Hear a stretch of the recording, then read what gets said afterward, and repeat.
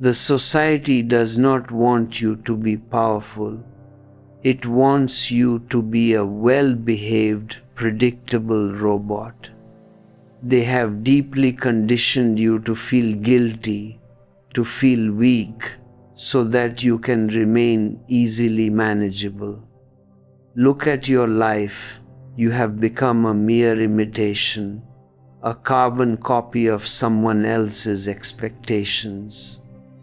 Drop these borrowed chains immediately and claim your authentic existence. Remember your strength, not the strength to dominate others, but the absolute power to be utterly yourself. Hello, my beloved friends.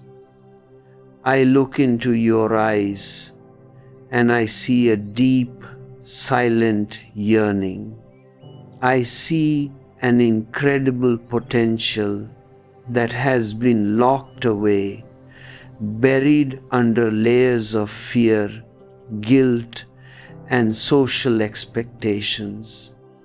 You are here because you have started to feel the weight of a world that constantly tries to make you small, a world that thrives on your weakness. But remember your strength. You were born as an emperor, completely fulfilled within yourself, yet you have been trained to live like a beggar, searching for scraps of validation, love, and security outside of your own being. Before we dive deep into this mystery together, let us create a space of communion. If these words resonate with your silent inner chambers, take a moment to interact with this stream of consciousness. Leave a comment sharing your thoughts. Subscribe to this channel so we can continue walking this path of awakening together. And hit the like button so this fragrance can reach other seeking souls. If you feel a deep gratitude for these insights and wish to support the continuity of this work, you are always welcome to join our inner circle through the join button. Offer a gesture of support via super thanks, or explore our collection of e-books designed to illuminate your daily life. Let these actions flow naturally from your heart, not as a duty, but as a celebratory sharing of energy. Let us look at how the world has managed to make you weak. The liberation of the human being has not happened yet. Not just women, but men too need a great liberation movement, a liberation from the past, a liberation from slavery to values that deny life, and a liberation from the social conditions that have been imposed on humanity by all religions and political structures for thousands of years. Priests and politicians have caused a tremendous division within you. They have created a guilt-ridden human being who is permanently alienated from himself, who fights against a continuous internal conflict that permeates every single area of his life. You are divided between body and soul, matter and spirit, materialism and spiritualism, science and religion. You are a house divided against itself, and a house divided against itself cannot stand strong. It becomes fragile, easily manipulated, and perpetually dependent. Life can be lived in two ways. Either it can be lived as a calculation in the field of science, technology, mathematics, and economics, or it can be lived as poetry in the field of art, music, beauty, and love. From the very moment of your childhood, you are conditioned to behave and survive in a world that is highly competitive and efficiency-oriented. You are forced to join the fight, the ambitious race for money, success, fame, power, respectability, and social status. As a child, you quickly learn to adopt the goals and values of your parents, your teachers, your priests, and your politicians without ever questioning them. Thus, your individuality is completely derailed from its true nature. You lose your original self, and with it, you lose the capacity for spontaneous joy, childlike innocence, and playful creativity. You become repressed in your creative potential, in your capacity to love, in your willingness to laugh, and in your passion for life. The way you are educated by society systematically eliminates the sensitivity of your body and senses, making you insensitive, dull, and spiritually dead. You lose access to your own innate feminine qualities of feeling, kindness, love, and intuition, and you transform into an efficient robot oriented entirely by cold reason, devoid of real feelings. Society teaches you to become strong in a very wrong sense.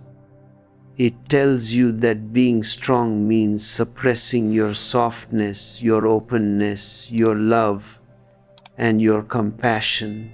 But true strength does not come from armor. It comes from vulnerability.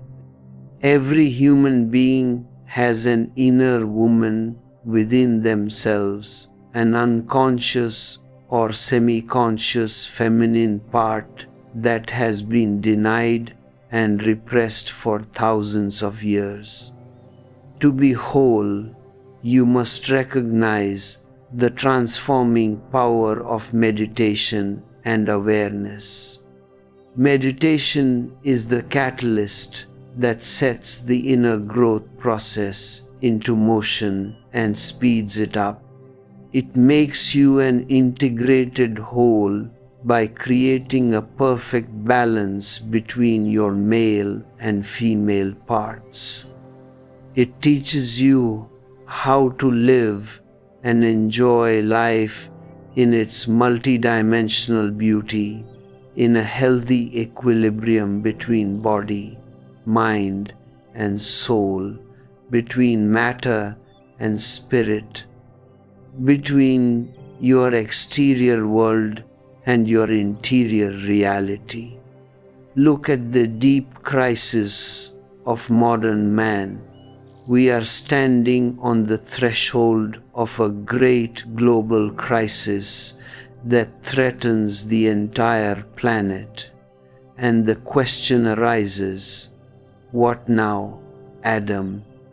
The limits of mechanical growth were achieved a long time ago, and the belief in unlimited scientific and social progress has been fundamentally distorted. All outer revolutions have failed because they only changed the structure of the prison, not the consciousness of the prisoner. It is time for an inner revolution. Unless you start to come out of your mechanical, robot-like behavior and unconsciousness, and start living life with self-love, awareness, and a deep respect for your true nature, there seems to be no chance for the world to escape global suicide. Man needs a new psychology to understand himself. The most basic understanding that needs to be deeply assimilated and experienced is that no man is just a man, and no woman is just a woman. Every man is as much a man as he is a woman, just as every woman is both woman and man. Adam has Eve in him, and Eve has Adam in her. In fact, no one is just Adam, and no one is just Eve. We are Adams and Eves together. This is one of the greatest insights ever achieved by human consciousness. However, by being conditioned to deny and reject your feminine qualities, you have been trained to repress your inner feminine part, which is directly reflected in the oppression of the feminine element in the outside world. Unless you start discovering your own inner woman, you will remain stuck in a frustrating, endless search for those missing feminine qualities outside in an outer partner. You need to reintegrate your feminine part in order to become healthy, whole, and complete within yourself. My vision of the new human being is that of a rebel who is looking for his original self, his original face, a person who is ready to drop all masks, all pretensions, all hypocrisies, and to show the world what he really is. If he is loved or condemned, respected or dishonored, crowned or crucified, it does not matter at all, because being oneself is the greatest blessing in existence. Even if such a person is crucified, he will die happily and completely satisfied, because he did not compromise his truth. A real person is a person of absolute sincerity, a person who knows love, who knows compassion, and who understands that the people around him are blind, unconscious, numb, and spiritually asleep. Let us look at the archetype of Adam.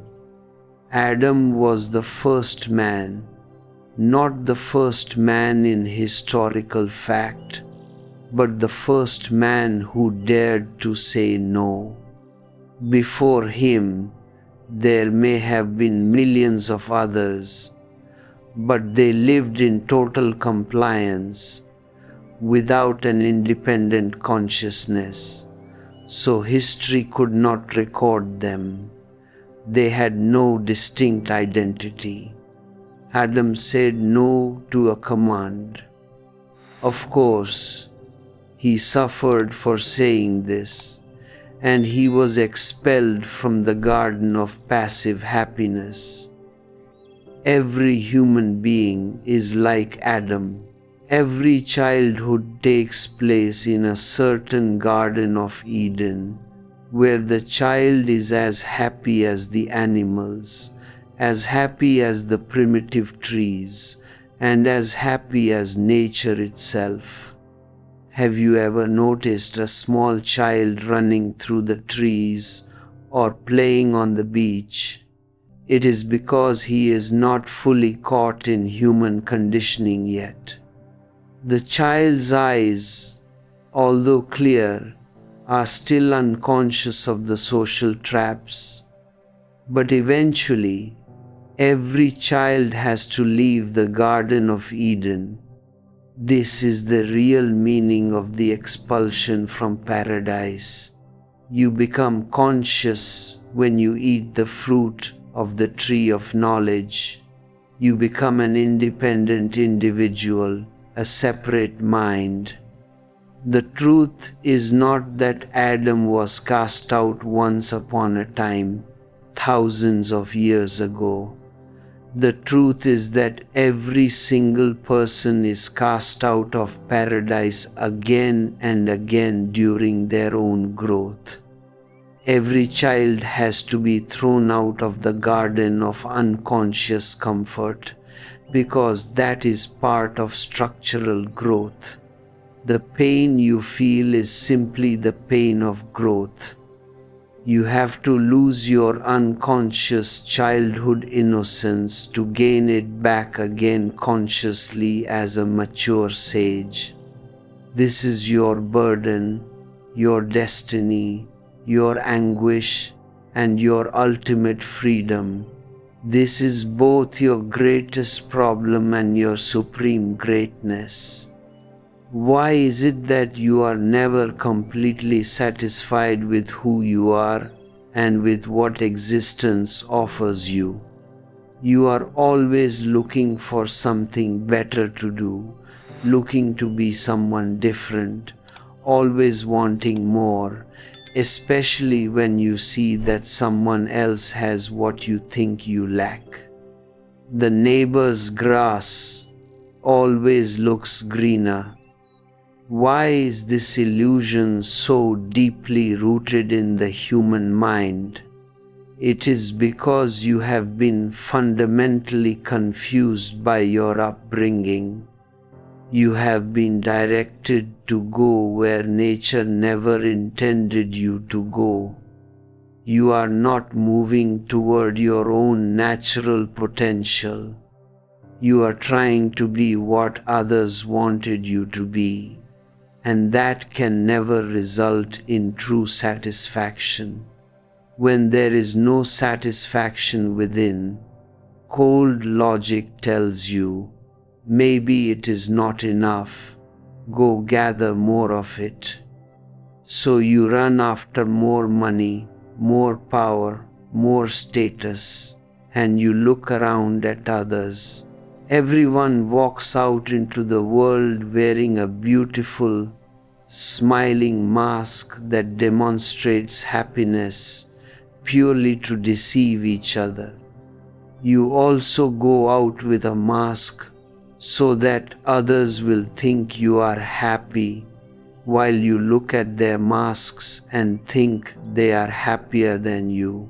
The neighbor's grass looks greener, but the truth is, it looks greener on both sides. The people living on the other side of the fence look at your lawn, and to them, your grass looks greener, thicker, and better. This is the magic illusion created by distance. When you get closer, you see that their grass is plastic or filled with weeds, just like yours.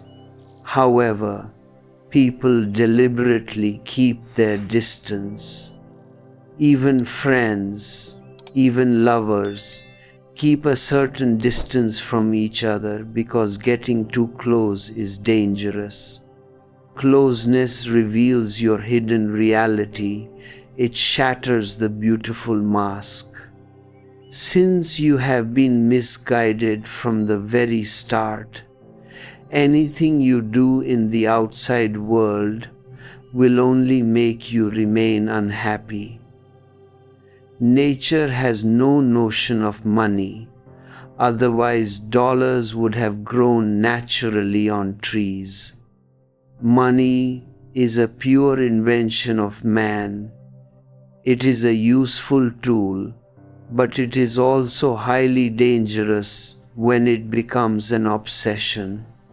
When you see someone who is very rich, you think that perhaps money brings joy, and you waste your entire life chasing wealth. When you see someone who looks healthier, you run after health fads. When you see someone doing something else and looking happy, you immediately follow their path. But it is always the path of others, never your own. Society has organized itself in such a sophisticated way that you will never think about your own unique potential. The core problem is that you are not being yourself. If you can just be yourself, all suffering, competition, and annoyance at the fact that others have more will instantly evaporate. If you like green grass, you do not need to look at your neighbor's fence. You can simply pour water onto your own soil and make your own grass greener. It is a very simple thing. But you are looking everywhere else, appreciating every lawn except your own.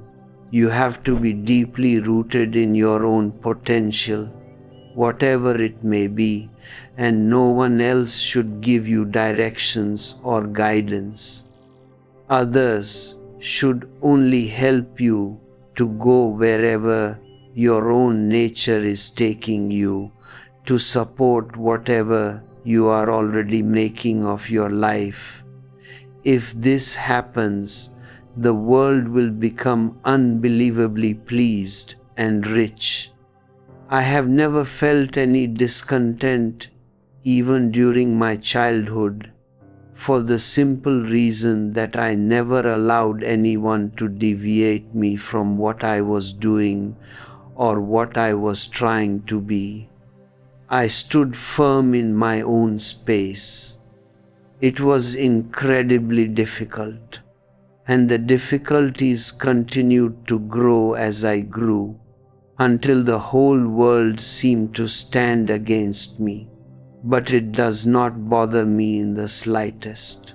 I consider myself entirely happy, completely content. I cannot think that it could have been otherwise, because in any other position, trying to fulfill someone else's expectations, I would have been absolutely miserable. The world is systematically against individuality. It is against you being your natural self. The world wants you to be just a compliant robot, and because you have agreed to become a robot for the sake of survival, you find yourself in constant trouble. You are not a machine. That was never nature's intention. Because you are not living what you were meant to be, you are in a constant, frantic search. What is missing? Maybe better furniture, a better car, a bigger house, a more beautiful wife, a better job. Throughout your entire life, you make these superficial attempts, running from one place to another. But society has confused you from the very beginning. My entire effort is to bring you back to yourself, so that you can suddenly find that all discontent has completely disappeared. There is no need for you to be anything more. You are already enough. Everyone is enough. Why is it so difficult for you to love yourself? Every child is born with a huge, overflowing love for himself. It is society that deliberately destroys this love. It is organized religion that crushes this love. If a child grows up loving himself, who will love their fictional gods? Who will follow the politicians? Who will obey the priests? Who will respect the parents if the individual is already blissful within himself? The child's natural self-love must be violently or subtly diverted. You must be conditioned so that your love is always directed toward an external object. This leaves you completely impoverished, because when your love is dependent on someone outside of yourself, whether it is a god, a pope, a wife, a husband, or a child, you become secondary in your own eyes. You become a psychological beggar. You were born an emperor, absolutely satisfied with your own existence. But your father wants you to love him, your mother wants you to love her, the teachers want your respect, and the state wants your loyalty. Everyone around you wants to become the primary object of your love. Nobody seems to care about the basic truth that a person who cannot love himself can never love anyone else either. Because of this ignorance, a highly chaotic, crazy society is created where everyone is desperately trying to love someone else while having absolutely nothing within themselves to give. The other person is doing exactly the same. So you have two beggars standing before each other, both holding out their bowls, both hoping the other will fill them. Why do lovers fight, tease, and offend each other constantly? For the simple reason that they are not getting what they expected to get. Both are empty, both are frustrated. If a child is allowed to grow up correctly, he will be encouraged to preserve his self-love. He will become so full of love, so rich within his own being, that sharing his joy will become an absolute necessity. He will feel overloaded with love, like a rain cloud heavy with water, looking for a place to shower its gifts. When love flows from such a state of abundance, it never makes you dependent on anyone. You become a giver, and a giver is never a beggar. If two givers find each other, two emperors who are masters of their own hearts, there is great joy, a magnificent celebration of existence. Nobody is dependent on anybody. Each individual remains independent, well-centered, and deeply grounded in his own unique being. He has roots that go down into the absolute depths of existence, from where the juice called love comes to the surface, blooms, and opens thousands of beautiful roses. This type of human being has not been possible on a large scale until now, because your prophets, your messiahs, your politicians, and all kinds of institutional idiots have crushed the individual for their own glory, for their own egos. They completely crushed you. Look at the simple logic of this exploitation. If you are fully satisfied with yourself, if you overflow with love and bloom into thousands of roses, who will care about being saved by an external savior? You are already saved. Who will care about a distant paradise after death if paradise is already alive here and now within your own heart? If you love yourself, the priest will die of hunger because his church will be empty. The politician will have no blind followers to march into wars. All institutionalized interests of society will go bankrupt. They are all thriving exclusively on a very subtle psychological exploration and mutilation of the human soul. But learning to love yourself is not difficult. It is the most natural thing in the world. You have learned how to do things that are completely unnatural. You have learned how to pretend to love others while harboring self-hatred within. If you can master what is practically impossible, returning to what is natural is very simple. It is just a matter of clear understanding, the simple realization that you must love yourself first, otherwise you will lose the entire meaning of life. Without self-love, you will never grow up, you will simply grow old. You will have no real individuality. You will not be truly human, dignified, or integrated. So many psychological problems have arisen in modern society simply because you have been turned away from your own source. You are constantly told that you are not worthy, that you are a sinner, that you are not what you should be, and that your natural behavior must be corrected and molded into a synthetic personality.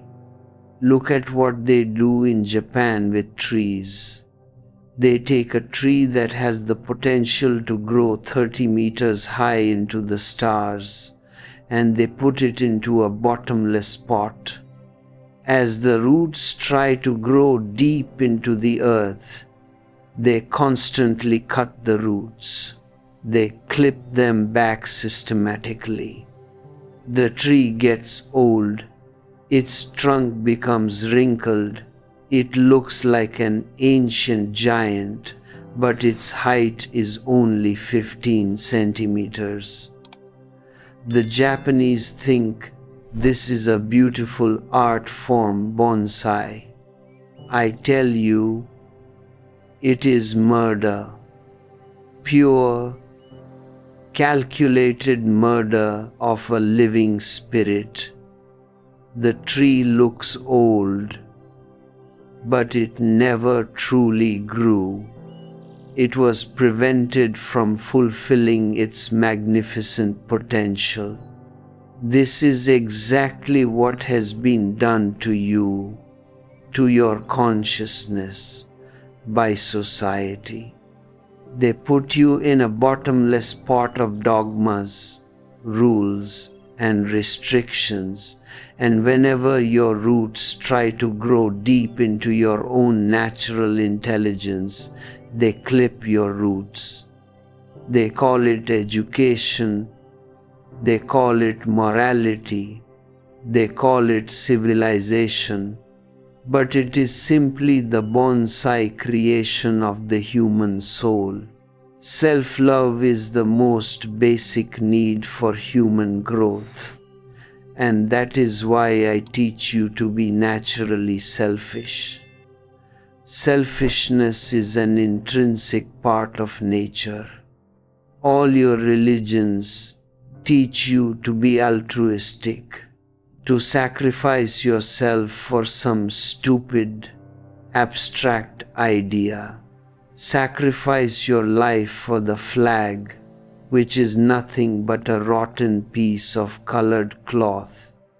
Sacrifice your life for the nation, which is nothing but a geopolitical fantasy, because the earth is not divided into nations anywhere except on the maps of politicians. It is a trick used by power-hungry people to divide humanity, and you are told to go die for lines drawn on paper.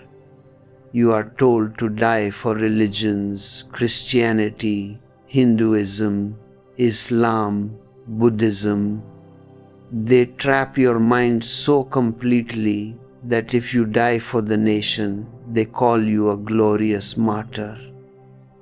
In reality, you have simply committed a foolish suicide for an illusion. They tell you that if you die for religion, you will reach a magnificent paradise and enjoy eternal blessings. They have manipulated you completely. But the core strategy of this manipulation is one: you must never love yourself. You must hate yourself, because you are told you are worthless. Almost everyone carries a deep, unconscious self-hatred. And let me ask you, if you hate yourself, how can you ever believe that anyone else could truly love you? It becomes impossible. You become suspicious of love, you become cynical, and you accept the idea that unless you follow certain rules, religious dogmas, and political ideologies, you are worth nothing. At birth, you were not born a Christian, a Catholic, a Muslim, or a Hindu. You were not born a communist or a capitalist. Every single child comes into this world like a blank sheet of paper, completely clean, pure, and innocent. There is nothing written on the child's soul from the Bible, the Quran, the Gita, or Karl Marx Capital.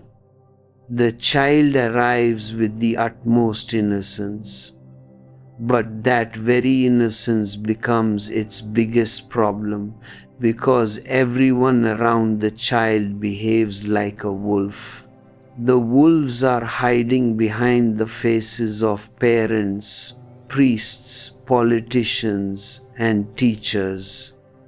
They all jump upon the child's innocence and begin to dictate terms, writing their prejudices onto this new being, who later grows up believing that these imposed ideas are his true heritage. They destroy your real heritage, which is freedom, and they replace it with slavery so they can use you for their own ends. If the political or religious mafias want you to kill innocent people in a war, they exploit your lack of roots. These mafias may fight each other on the surface, but on one crucial point they all agree: the individual must never be allowed to love himself. This cuts your connection to your own being, leaving you completely helpless, rootless, like a piece of dead wood thrown into a rushing river, easily swept wherever those in power want you to go. Think of the wars fought in the name of democracy or in the name of God. Muslims and Christians have killed each other by the millions, both screaming the name of the same deity. It is an incredibly strange and mad world that we have created. The strategy is simple. make you feel so unworthy in your own eyes that you are willing to do anything, even murder or die, just for a gold medal, a title, or a word of praise from authority, just to feel that you are worth something. Look at the generals with their uniforms covered in colored stripes. What kind of visual stupidity is this? Those stripes increase as the general kills more people, as he destroys more life.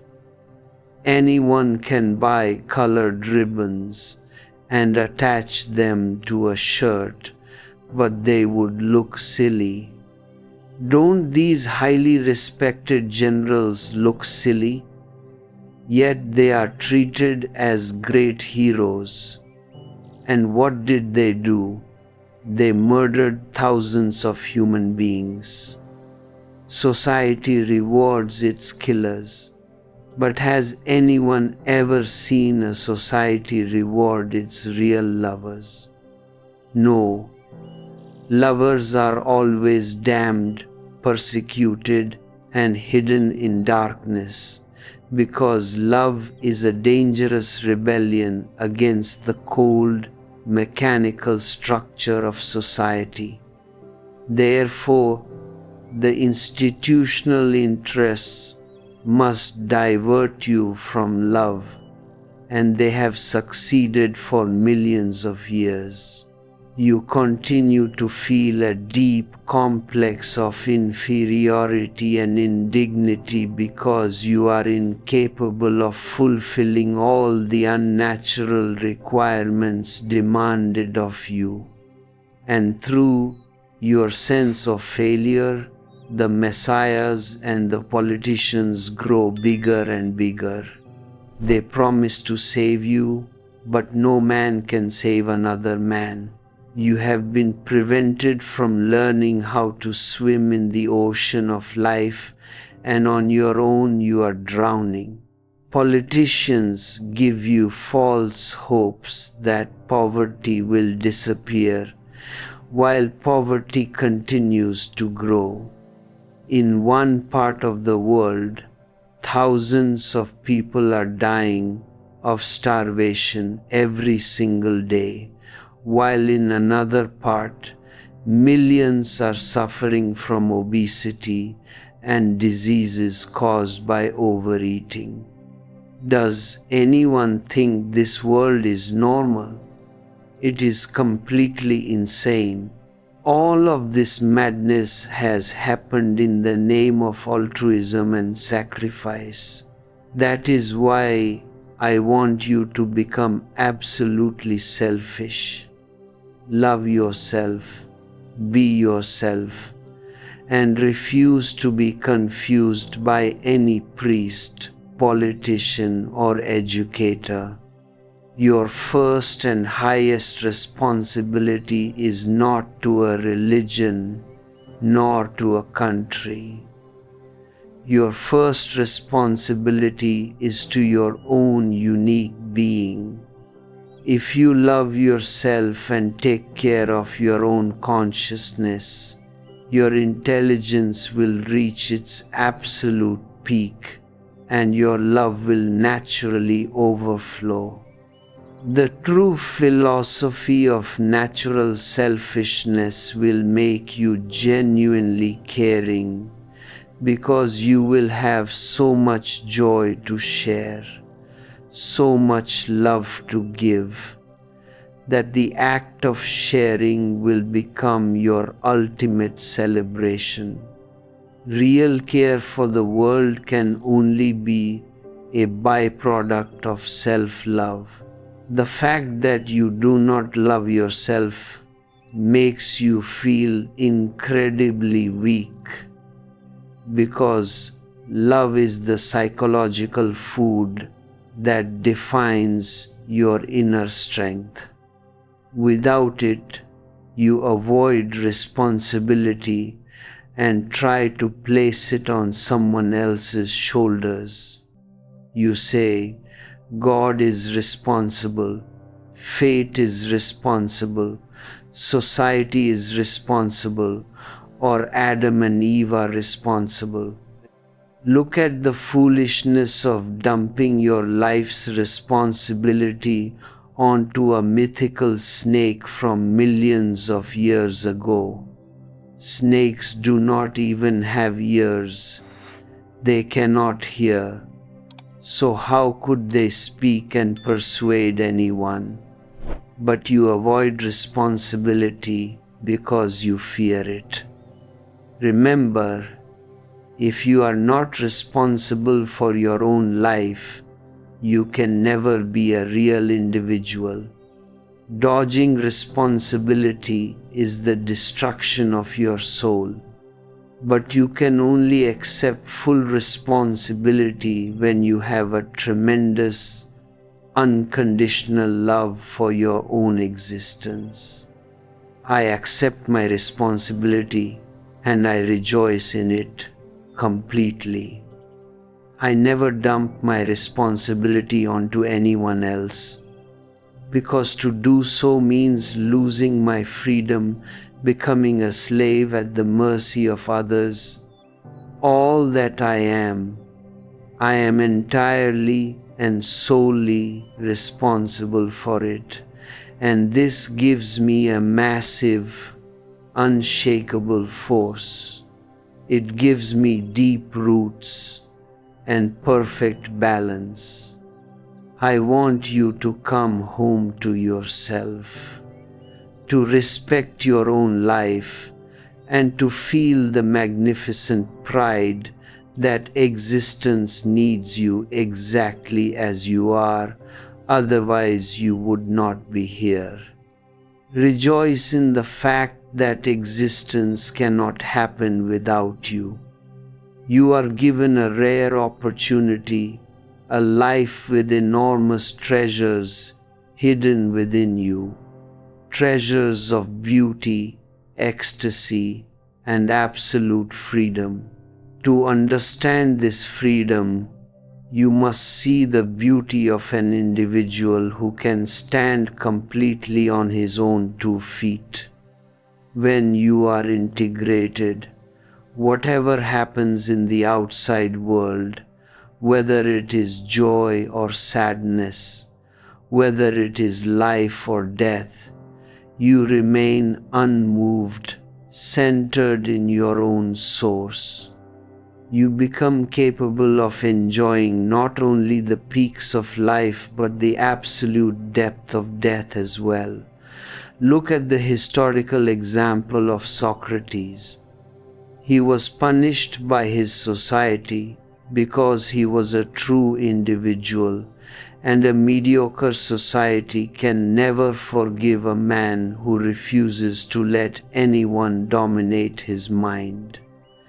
They sentenced him to be poisoned. As he was lying in his bed on the day of his execution, the man in charge of preparing the poison was delaying the process.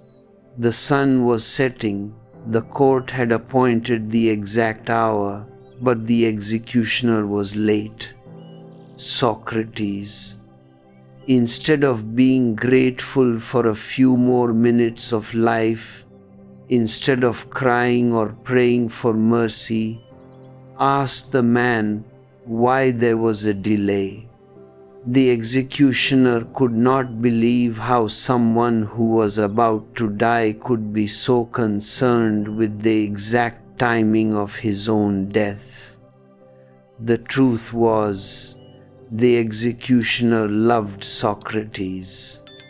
He had heard him speak in court and realized his supreme beauty. He knew that this single man possessed more intelligence than the entire city of Athens combined. He wanted to delay the poison so that Socrates could live just a little bit longer, but Socrates would not allow it. He told the man not to be lazy, to simply bring the poison.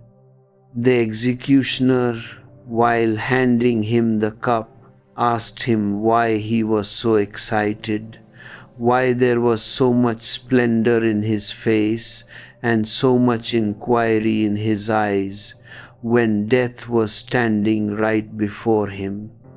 Socrates explained that life he had already known. It was beautiful, filled with its own anxieties and joys. He had loved, he had said everything he wanted to say, and he had lived exactly the way he wanted to live. Now, a completely new phenomenon was presenting itself, and he was eager to taste the mystery of death. He said there were only two possibilities ahead of him. Either his soul would continue to live in other forms, as the Eastern mystics say, which would be a magnificent emotion because he would continue his journey freed from the limitations and heavy burden of the physical body. Or the materialists are right when they claim that when the body dies, everything dies and nothing remains. Socrates said that if everything disappears, that too is an extraordinary emotion, the experience of absolute non-being. He knew what it meant to be, and now the time had come to know what it means not to be. If he was not going to be there to worry, why waste the precious present moment worrying about it now? This is the stance of a man who loves himself, a man who has taken total responsibility for his own consciousness. The democratic crowd of Athens voted for his death because they were a mediocre majority who could not understand his great flights of intelligence. They could not answer a single argument proposed by him, and because their lies were exposed, they found him dangerous. They accused him of corrupting the youth, of making the young people rebellious, skeptical, and weird, creating a deep gap between generations, because the young people stopped listening blindly to the traditional nonsense of the elders and started arguing about everything. The judges, showing a little more intelligence than the common crowd, offered him alternatives to save his life. If he promised to leave Athens and never return, or if he stayed but remained completely silent and stopped talking to people, they would let him live. But Socrates chose the poison. He said that he could never stop expressing the truth as long as he was alive, and he would not run away like a weakling just to save his physical skin, because that would mean escaping his responsibility as an individual. He told the people of Athens not to feel guilty, because no one else was responsible for his death. He was solely and entirely responsible for his own choices. He lived his life as a distinct individual, and he chose to die in exactly the same way, deciding his own destiny until his very last breath. That is true dignity. That is absolute integrity. And that is what a real human being is meant to be. If the earth were full of individuals like Socrates, this planet would transform into a place of immense ecstasy and celebration. But instead of living with this integrity, look at what the world has done to you. Look at the archetype of the victim that has been systematically built inside your mind. Why is it that you do not know your own self?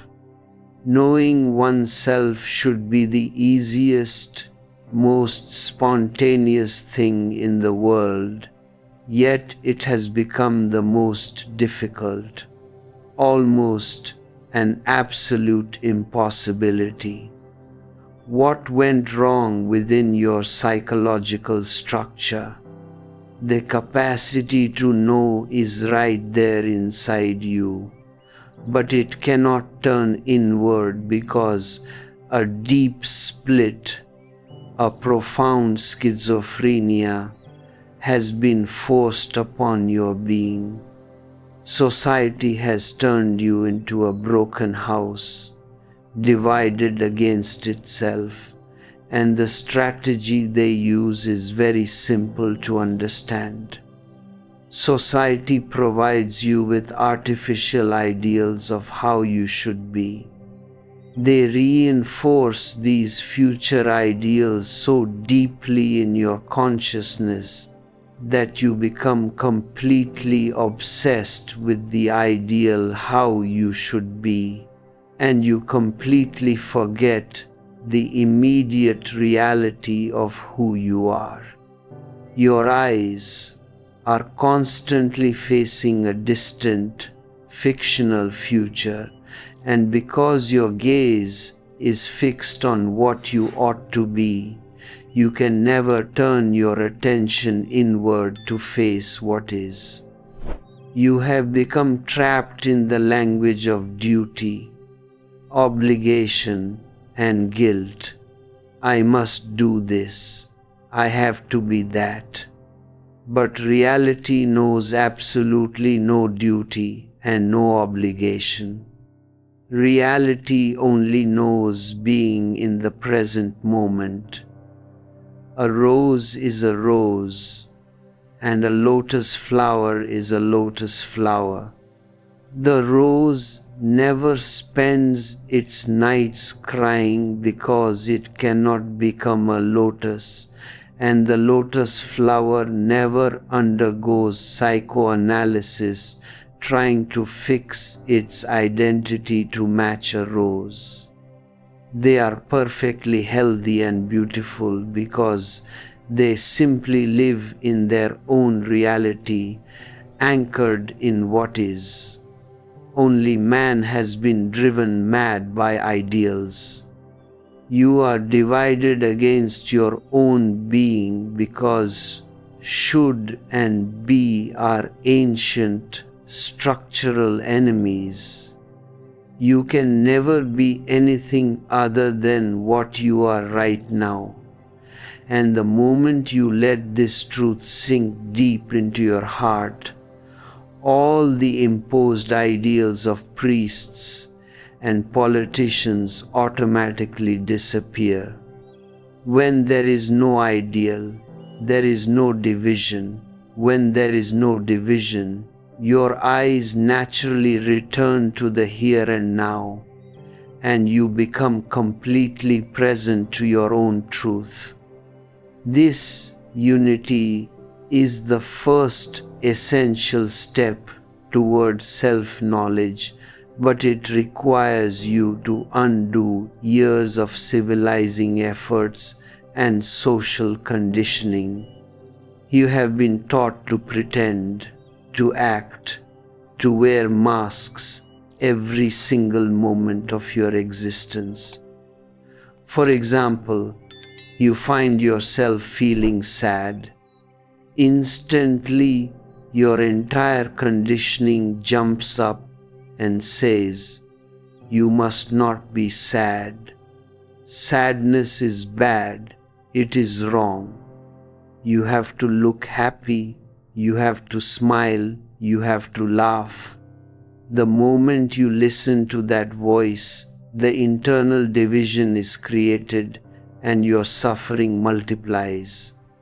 You are told that if you look sad, your friends will desert you, your wife will leave you, your business will go bankrupt, and your patients will lose faith in your capacity as a doctor. So, to protect your social position, you print a fake, plastic smile onto your face. You repress the living truth of your sadness. You bury it deep in your unconscious, and you present an impostor to the world. The tragedy is that society deeply appreciates impostors. The biggest impostors are turned into saints, great political leaders, and icons of respectability, and the blind masses follow them. This is exactly why you cannot know yourself. How can you know your true being if you are constantly repressing it, refusing to accept it, and hiding behind a fabricated personality? If you want to break free from this state of being a victim, you must learn to accept your inner reality moment by moment, without any judgment. When sadness comes, do not try to run away from it, and do not try to replace it with a forced smile.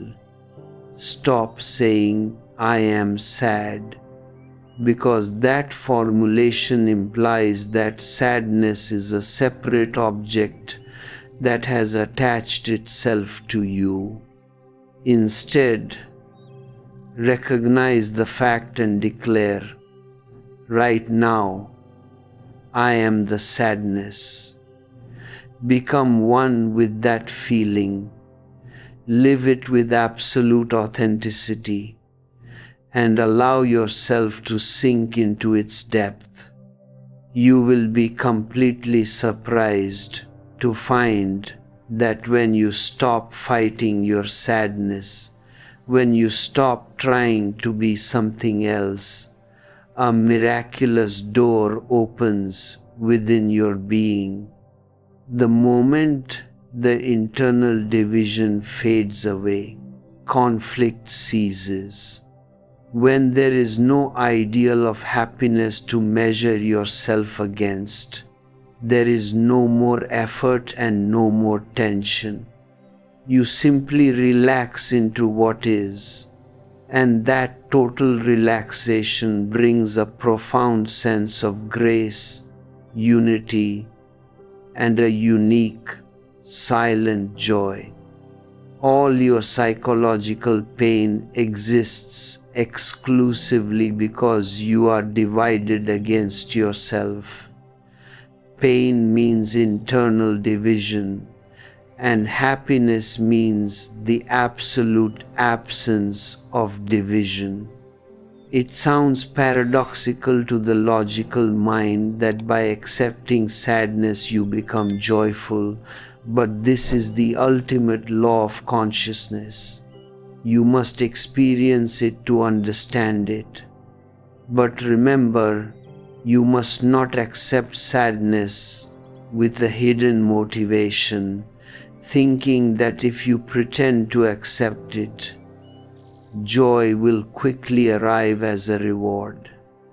If you are watching out of the corner of your eye, waiting for joy to come, there is no real acceptance. The internal fight is still going on, and you are still trapped in calculation. Joy is never a goal that you can achieve through effort.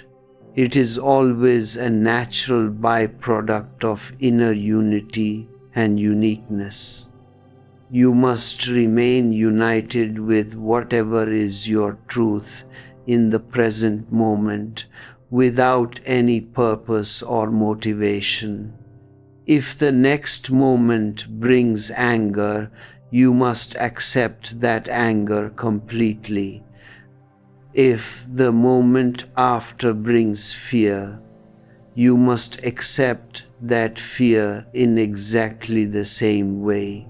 By living each moment with extreme acceptance, you dissolve the antagonism within your mind and move directly towards self-knowledge. It is your false interpretations, not the facts of existence, that cause you anxiety. Anger is not inherently painful. It is the deep-seated idea that anger is sinful and wrong that creates your psychological suffering. The living fact itself is always liberating, because truth has the innate capacity to set you free. But you cannot be set free by looking at truth as an abstract concept. You must be the truth. When you drop your false ideals and accept your natural being, you enter into a state of profound silence. In that relaxed state, you settle back into your own original source, and that settling is what Socrates meant when he said, "Know thyself." It is not an intellectual gathering of knowledge. It is an internal transformation that gives you the magic key to unlock all the locks of your life. Look at the nature of repression. Repression means living a life that you were never meant to live, doing things you never truly wanted to do, and pretending to be a personality that is completely foreign to your nature. Repression is a slow, methodical method of self-destruction. It is a lingering spiritual suicide. Expression is life, while repression is death. This is the revolutionary message of Tantra. Do not live a repressed, choked life, because if you do, you will miss the entire festival of existence. You must live a life of total expression, natural creativity, and spontaneous joy. You must live the way nature intended you to live, and you must completely drop the fear of priests and social moralists. You must listen to your instincts, listen to the silent wisdom of your body, listen to your heart, and trust your own intelligence. If you follow your own spontaneity, you will never be a loser, and your natural life will eventually lead you to the very gates of the divine. Repression is chosen by weak people because it seems to avoid risk, but it cripples your capacity to experience life fully. For example, society teaches you that you must never get angry, and you are led to believe that a person who never expresses anger must be very loving. This is completely false. A person who has suppressed his capacity to feel and express anger will also be completely incapable of feeling and expressing love. These emotional capacities come in the very same package. They are interconnected currents of your life energy. A man who truly loves will sometimes get intensely angry, but his anger is beautiful because it is rooted in love. It is hot, vital energy, and it leaves no psychological wounds. When you love someone deeply, You can afford to get angry with them because there is trust and the other person knows that your energy is authentic. But when you do not want to take any risks, when you want to live safely, you maintain a cold, polite smile, and you refuse to let your energy boil even when a dangerous situation demands it. A person who loves himself will never choose to be repressive. He will remain beautifully expressive of all the peaks and valleys that life offers, accepting his days and his nights as part of the natural rhythm of existence. But you have been carefully trained to be false, to look like a hypocrite from your very childhood. When you are boiling with anger inside, you keep a synthetic smile on your face. When you feel your natural sexuality rising to the surface, you crush it down in shame. You are never true to what is alive inside you. This repression is nothing but a sophisticated trick used by society to cripple your spirit and weaken your inner strength. It turns your own energy against yourself, creating a permanent civil war within your mind. And when a human being is caught in a continuous internal conflict, he naturally becomes extremely weak, helpless, and easily dominated. Society has played this beautiful, dark game for centuries, dividing your consciousness, making you schizophrenic, and turning you into a floating trunk, drifting aimlessly down a river, completely confused about who you are, where you are going, and why you are here in the first place. Out of this profound human confusion, your great political dictators and religious leaders are born. Adolf Hitler, Mao Zedong, Joseph Stalin, and the popes of the Vatican all thrive exclusively because the masses are deeply confused and disconnected from their own individual power. Tantra urges you to be expressive, but remember, true expression does not mean irresponsibility or blindness. It means being expressive with full intelligence and awareness. And when you live with intelligence, you can never harm anyone else. A person who does not harm his own being through repression will naturally never harm any other living creature. On the contrary, a person who harms himself, who hates his own natural instincts, is an extremely dangerous person in the world. Because he has no love for himself, he is full of hidden venom and can easily cause harm to anyone around him. When you live in sadness and depression, you naturally contaminate your environment, making everyone around you heavy and miserable. But when you are happy, when you live out of your authentic joy, you naturally want to create a blissful environment, because happiness can only exist in a happy world. A joyful person becomes a blessing to all of existence, and that is the only true religion. It does not matter what specific religious label you carry, whether you are a Catholic, a communist, a Muslim, a Maoist, a Jaina, or a Jew. The underlying conditioning is exactly the same.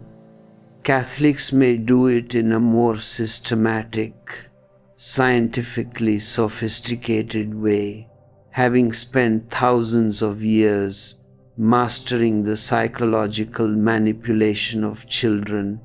But every society conditions its people to prevent them from discovering their individual strength. From the very first breath a child takes, the process of conditioning begins, and it happens continuously, both consciously and unconsciously. The child learns by imitation, absorbing the fears, prejudices, and dogmas of the parents, the neighborhood, the church, and the state. You must realize that this is the normal, tragic situation of the entire world. Everyone is deeply conditioned. To drop this conditioning is an arduous, difficult task. It is not as simple as taking off your clothes. It feels like peeling away your very skin, because you have completely identified your ego and your mind with these external programs. You only know yourself as a Catholic, a Muslim, or a Christian, and your greatest fear is that if you abandon this conditioning, you will fall into a terrifying identity crisis.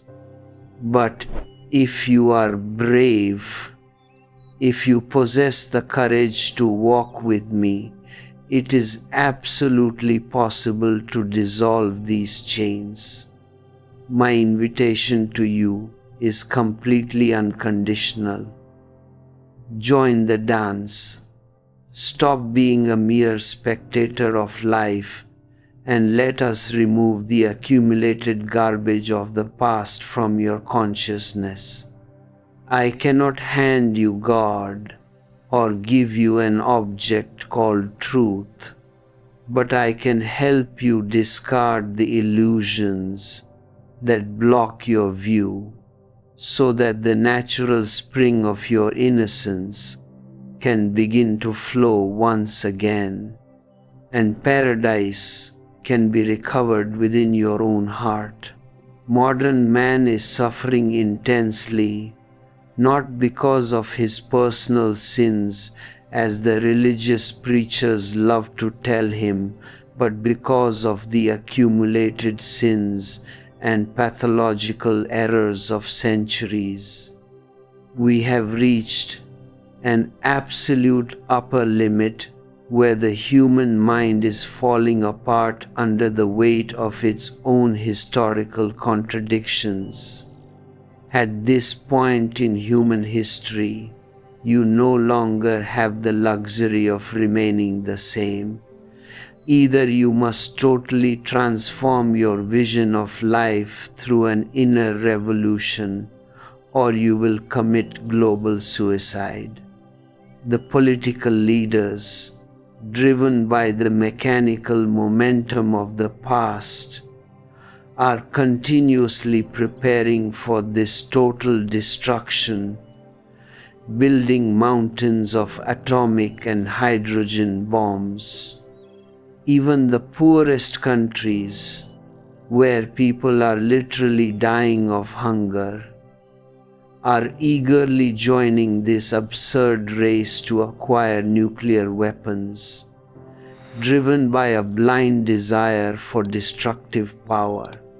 This global preparation for suicide has nothing to do with your true human nature.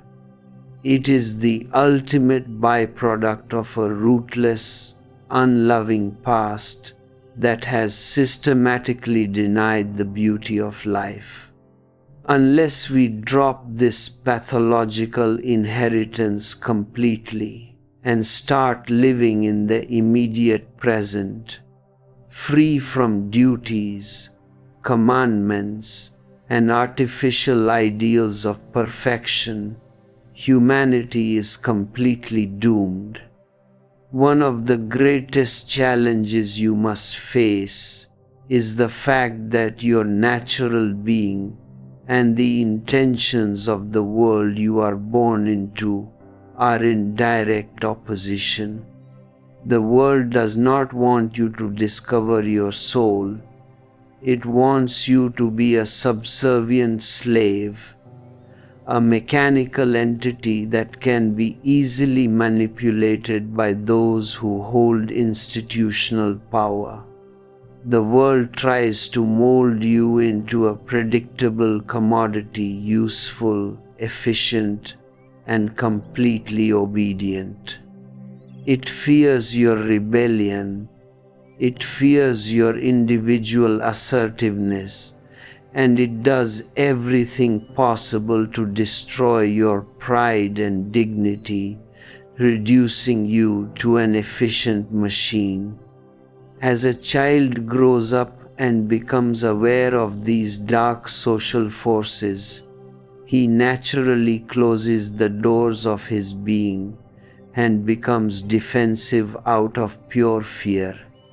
He is small, fragile, and completely dependent on the very adults against whom he must protect his inner spark.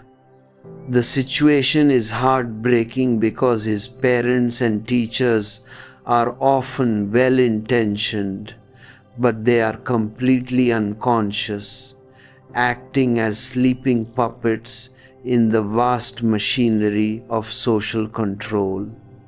They demand that you say yes to their dogmas and repress your natural no, treating your individuality as the original sin.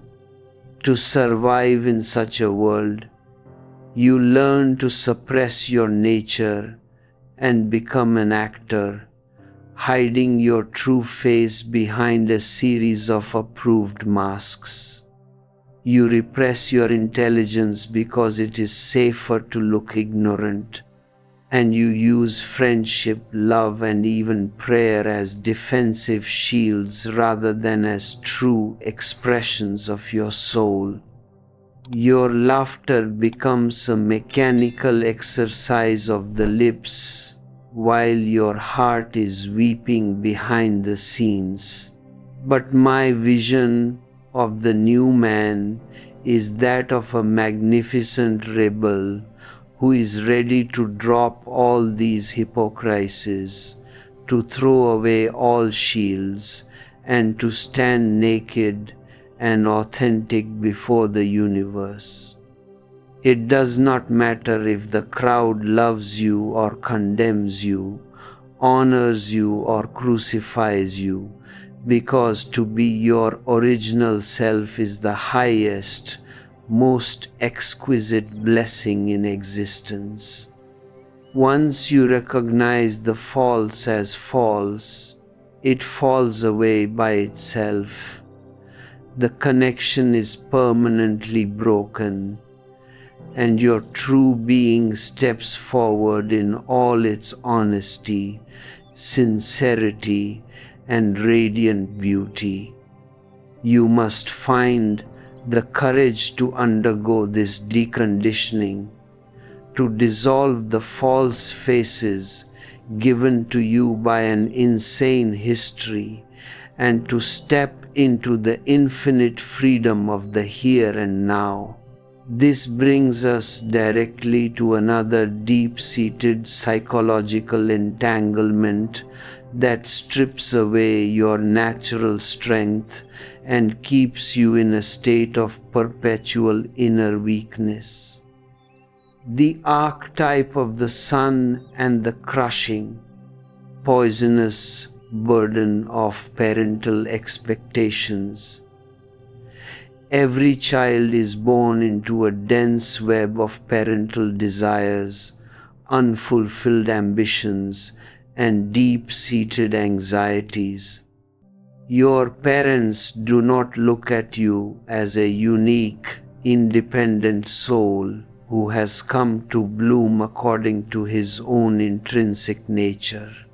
Instead, they view you as an extension of their own egos, an instrument to satisfy their own failures, and a commodity to be made useful for the social structure. Through these heavy expectations, they end up completely destroying the spontaneous life of their children. To become a true individual, it is absolutely necessary to rid yourself of your parents' expectations, just as it was once biologically necessary for you to emerge from your mother's womb. If you remain inside the physical uterus past 9 months, that womb will turn into your certain death. The child must break out, leave the mother's body, and begin to breathe on his own. For the mother, this physical separation can feel painful and empty, but it is the first mandatory step of life. In exactly the same way, on a psychological level, there comes a day when the child must emerge from the claustrophobic womb of his parents' expectations. Only when you step out of those mental projections do you become a real being in your own right, standing firmly on your own feet and walking with absolute freedom.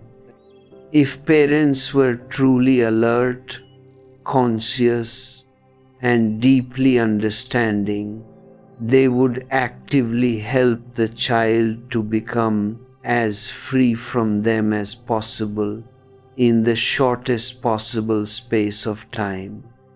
They would refuse to condition their children to be merely useful, efficient components of a cold social machine. Instead of creating modern utility-oriented slaves, they would nourish them to become authentic lovers of life. If we could create a conscious society, a totally different world would be born. In that world, a carpenter would go to work simply because he has a deep love for wood. A teacher would enter the school classroom because he loves the delicate art of teaching. A shoemaker would continue to craft shoes because he finds genuine joy in the creative process of making shoes. But look at the confusing tragedy that is happening around you right now.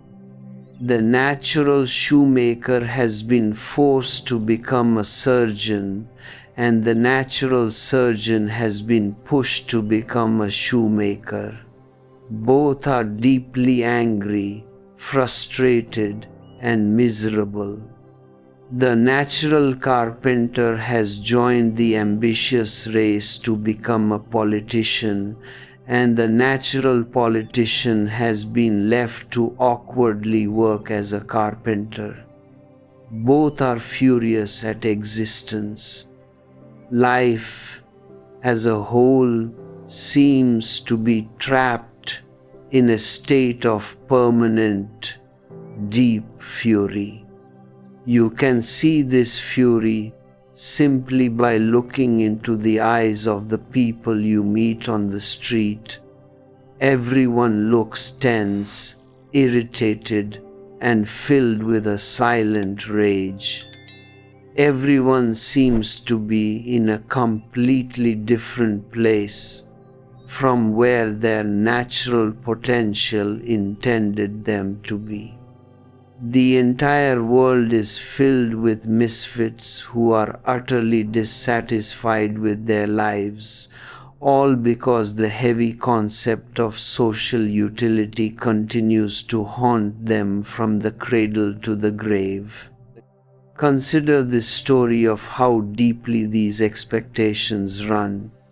A lady named Mrs. Ginsburg arrived in heaven and coyly addressed the angel of records, asking if it would be possible to have a personal interview with someone residing in the celestial realm. The angel answered that it was certainly possible, provided the person she had in mind was actually present in heaven. Mrs. Ginsburg smiled and said she was completely sure the person was there because she wished to see the Virgin Mary. The angel cleared his throat and explained that the Virgin Mary resided in a completely different, elevated section of heaven. But since she insisted, he would forward the request. He noted that Mary was a deeply caring lady and might wish to visit someone from the old neighborhood. The request was duly forwarded, and the Virgin Mary graciously appeared before her. Mrs. Ginsburg looked at the radiant, magnificent figure standing before her for a long time, completely mesmerized, and finally said that she had always wanted to ask a specific question. What is the true, exquisite feeling of having a child who is so wonderful, so divine, that hundreds of millions of people across the earth worship him as a god? The Virgin Mary looked around, sighed softly, and replied that, frankly, they had expected him to become a doctor. This is the psychological mechanism of every parent. They always have fixed expectations, and those expectations act as a slow poison in your life. I tell you, love your children, but never generate expectations about what they should become. Love your children as much as you can, and teach them through your love to feel that they are accepted for themselves, completely unconditionally, and not for their utility or achievements. They do not exist in this universe to fulfill your social requirements or to patch up your broken dreams. Whether they choose to do this or that, whether they succeed or fail in the eyes of the competitive crowd, it should not make a single millimeter of difference to the love you give them. True love is always unconditional. If we can raise children in this atmosphere of unconditional acceptance, we can create a completely new humanity. In that new space, people will naturally move toward the things they genuinely like, toward the areas where they instinctively feel their life energy flowing beautifully. Unless you are deeply satisfied with your life, unless you have discovered a true vocation, a unique calling from your soul rather than a mere profession forced upon you for money, you will never be happy with your parents. Deep down, you will harbor a silent resentment against them because they are the root cause of your current unhappiness in this world. You cannot feel genuine gratitude toward them because there is nothing to be grateful for. But once you achieve your own natural realization, When you bloom into your true potential, you will suddenly feel an immense, overflowing gratitude toward the universe and toward those who brought you here. Your destiny is to become a distinct person, an intrinsic value, an end in yourself, rather than a commodity used by others. Society constantly imposes artificial rules on the most delicate dynamics of the human heart. The father insists that his son must love him simply because he is the father, and the child is forced to pretend to love him out of duty. But love can never be a duty. There is not even a natural biological law that demands a child must love his mother. It is an absolute law of nature that a mother possesses a powerful, innate instinct of love for her child. But the reverse is not true. The child does not bring a natural instinct to love the mother into the world. He needs the mother for basic survival, which is a fact. He uses the mother for food, shelter, and warmth, which is another fact. But there is no biological law that ascribes a mandatory duty of love to the child.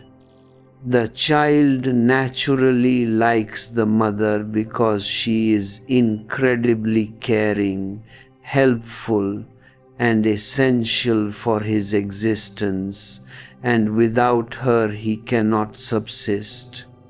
He feels a natural sense of gratitude and deep respect, which is completely normal, but love itself is an entirely different, mysterious phenomenon. True biological love always flows forward from the mother to the child, never backward from the child to the mother. The logic is simple and beautiful. The child's love is meant to flow forward toward his own future children, just as the mighty river Ganges continues to flow forward toward the vast ocean, never turning back toward its mountain source.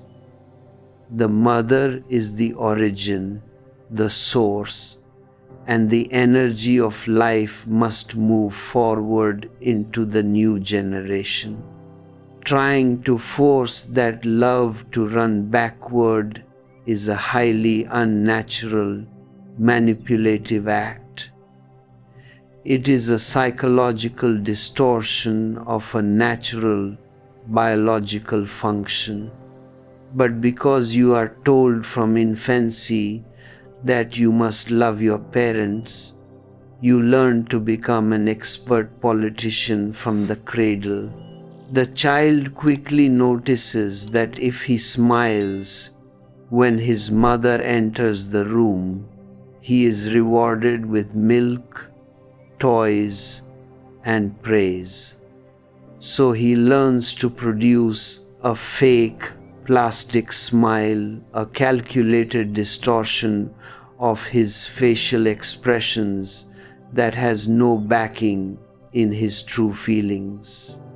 He does not feel any spontaneous joy, but he opens his mouth and performs the lips exercise because it is a necessary measure for survival. In this way, his capacity for authentic love is systematically poisoned and corrupted at the very root. Once you have learned to practice the cheapest, plastic kind of love, it becomes almost impossible to discover the original, authentic, and real phenomenon of the heart. Later on, this same political programming is extended further. You are told that you must love your brothers and your sisters, but in reality, there is no intrinsic reason for that love. Who truly loves their own sibling out of a spontaneous explosion of the heart, and for what reason? These are all artificial ideas implemented by the social engineers to keep the family structure glued together. This extensive falsification process corrupts your consciousness to such an extent that when you grow up and think you have fallen in love with someone, that love turns out to be completely false and superficial as well. You have completely forgotten what authentic love feels like. You fall in love with the mere color of a woman's hair, or the shape of her nose, or a specific type of eye.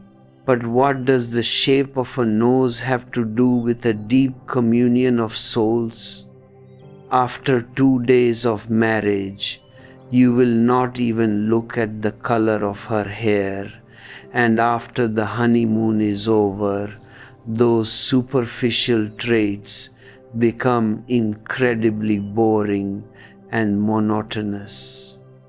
Then you are forced to spend your entire life managing a broken relationship, cheating, pretending, and hiding behind a mask of marital happiness.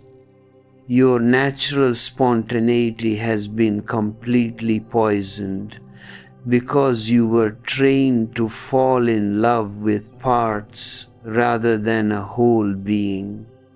If someone asks you why you love a particular woman or man, you immediately pull out a logical list.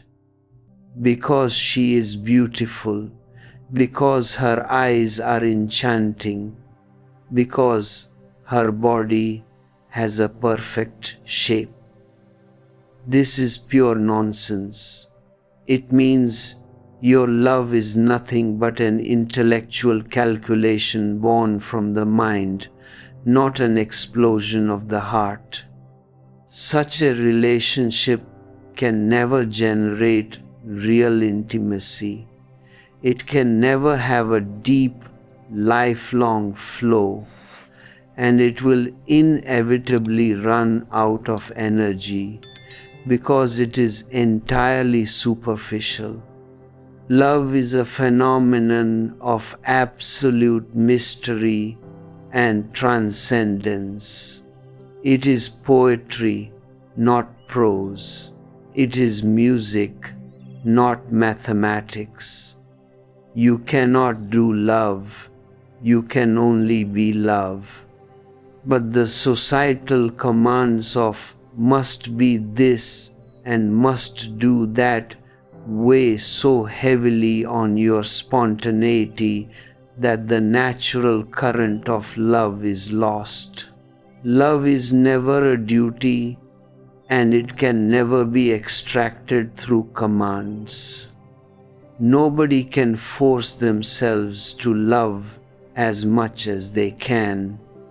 Yet that is exactly what human beings are trying to do all over the world, and that is precisely why true love has completely vanished from the earth. To relate to your mother in a healthy way, you must understand that she can never be your beloved. If a son becomes pathologically attached to his mother, he will never have the psychological capacity to find an independent partner to love.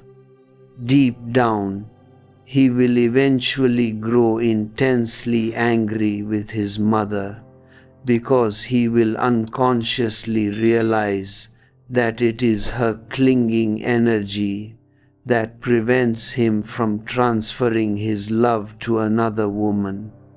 Therefore, It is an essential part of human development to walk away from your parents.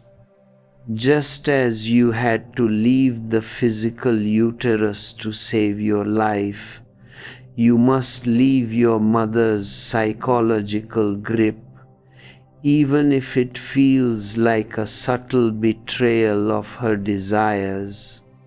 If the child inside the womb refuses to leave out of a misplaced sense of loyalty, he will kill himself and his mother too. The cutting of the cord is mandatory for individual growth. At first, the child is completely one with the mother, but the physical cord must be severed so he can begin to breathe on his own, which marks the true beginning of independent growth. His mind and body begin to function apart from her. Of course, he remains dependent for many years for food, milk, shelter, and protection because he is fragile and powerless. But as his body grows stronger, his spirit must pull away further and further. He leaves the breast, he starts eating solid food, he goes to school, he makes his own friends, and eventually, as a young adult, he falls in love with a woman.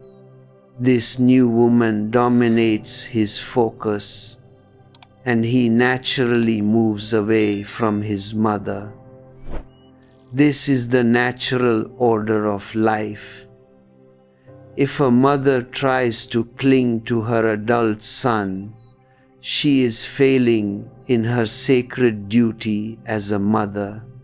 Her true duty is to help him go, to help him become completely independent.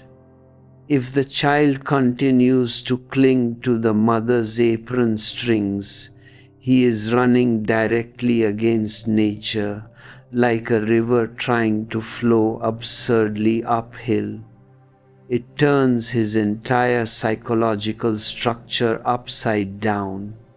The river must move away from its mountain source toward the vast, uncharted ocean.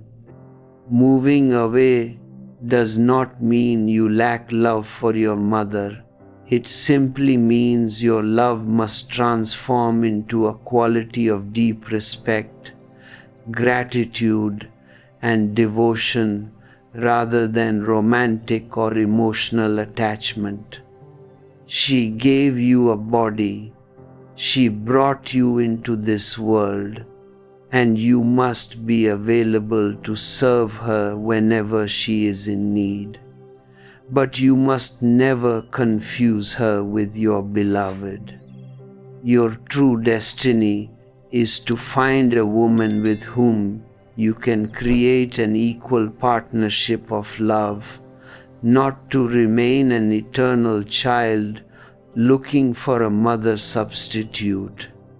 This is why there is a universal, subtle antagonism between a man's mother and his wife.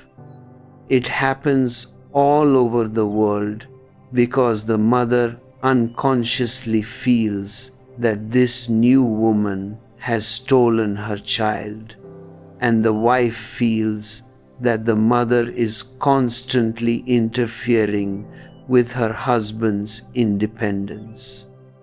This friction is a direct byproduct of human ignorance. A conscious mother would rejoice that her son has found a partner, that he is no longer a child, but a mature, complete adult. To achieve this maturity, a child must also revolt against the authority of his father. But this revolution must not be born out of hatred, anger, or disrespect. It must be a rebellion wrapped in deep, profound respect. If there is no respect, the rebellion becomes ugly, violent, and destructive to your soul. You can declare your total freedom. You can stand completely against your father's wishes for your life, but you must do it with an attitude of elegance and grace. In India, we have a traditional practice where a rebellious son touches the feet of his parents, sheds tears, and says, "I must go my own way. The challenge of existence is calling me, and I must answer it on my own terms." Leaving home with this clarity is beautiful. Those who refuse to leave, those who cling to the comfort of the parental nest out of fear of the world, will remain psychological teenagers their entire lives. They will never become real men in their own right. Why do the Sufi mystics say that man is a machine? Because as you are right now, you are completely unconscious. You are nothing but a collection of mechanical habits, the sum total of your automatic programming. You are a robot who mistakenly believes he is alive. Unless intense consciousness becomes an active part of your everyday being, you cannot claim to be a true human being. You are simply an efficient piece of machinery. It was through the Sufis that George Gurdjieff introduced this shocking truth to the Western world. When people first heard him say that man is a machine, they were deeply offended. Their egos were crushed, but he was stating an absolute fact. It is an incredibly rare phenomenon for a human being to be truly aware. In a normal lifetime of 70 years, if you live an ordinary, conventional life, you will not experience even 7 moments of pure, unfiltered consciousness.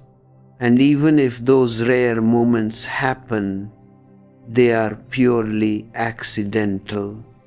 For example, if you are walking down a dark alley and someone suddenly steps out and puts a cold gun to your forehead, your continuous stream of mechanical thoughts will come to a sudden, dead stop. For a single second, you become intensely aware. Because the situation is so dangerous that your machine cannot afford to remain asleep. In moments of extreme danger, shock, or sudden trauma, awareness flashes into existence.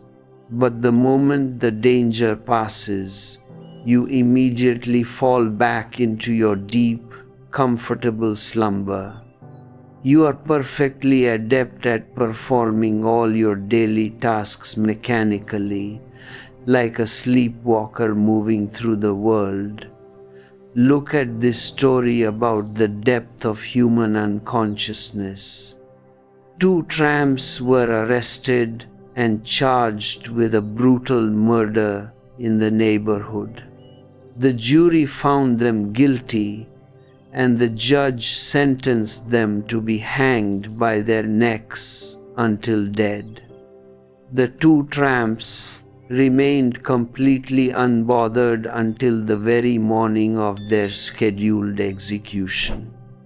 As the guards were preparing them for the gallows, tying their hands and walking them toward the rope, one tramp turned to the other and complained that his mind was in a complete mess, that he could not put his thoughts in order, and that he did not even know what day of the week it was.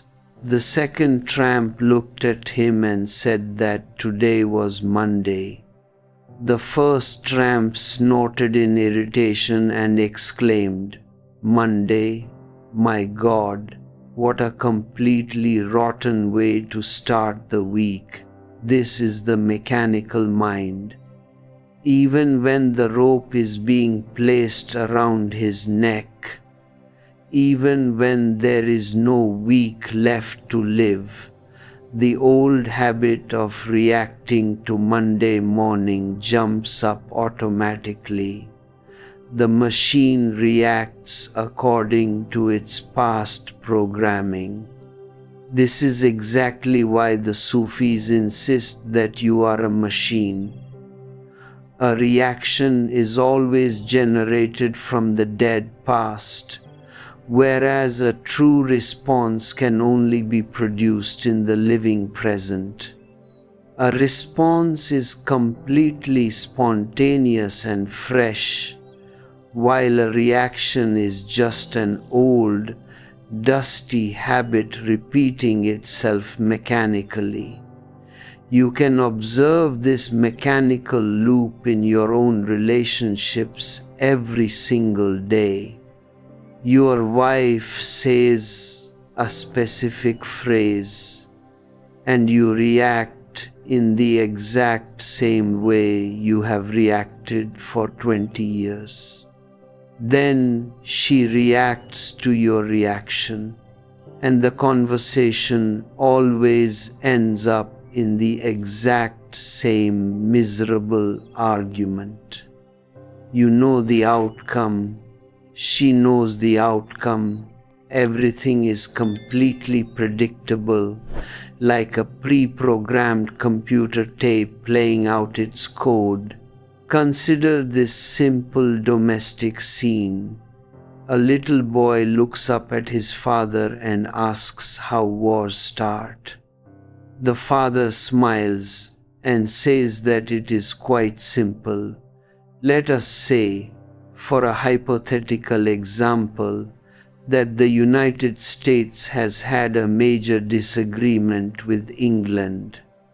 The mother, listening from the kitchen, immediately interrupts and snaps that the United States has never had a disagreement with England and demands to know why he is telling lies to the boy.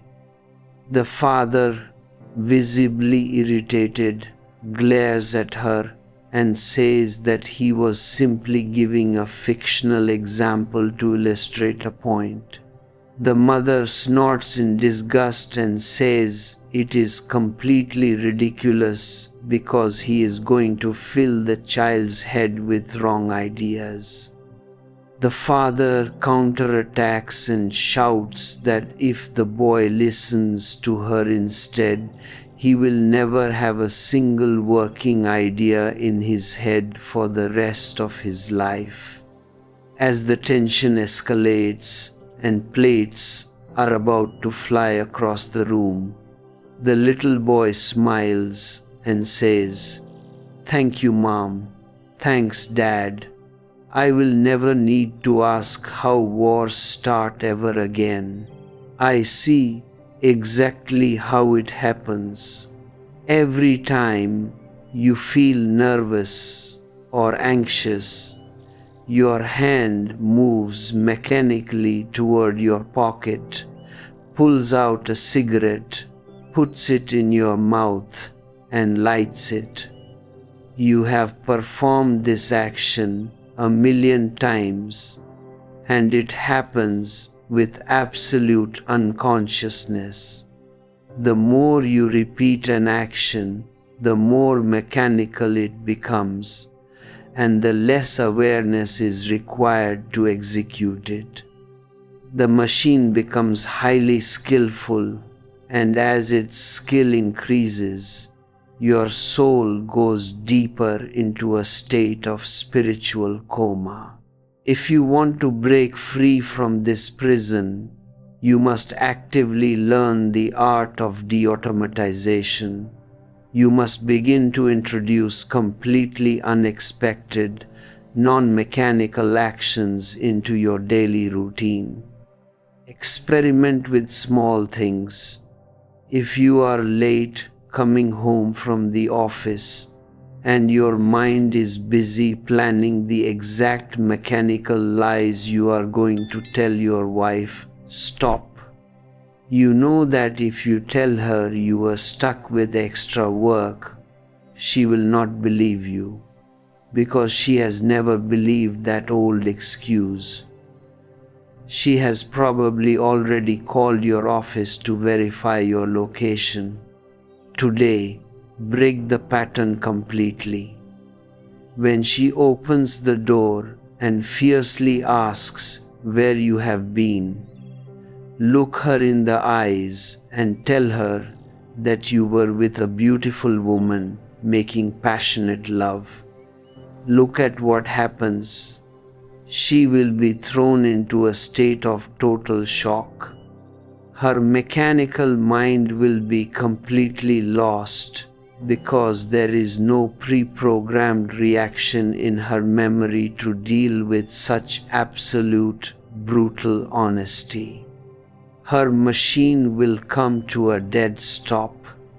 I remember a prominent psychologist who was treating a patient who complained continuously about his domestic misery.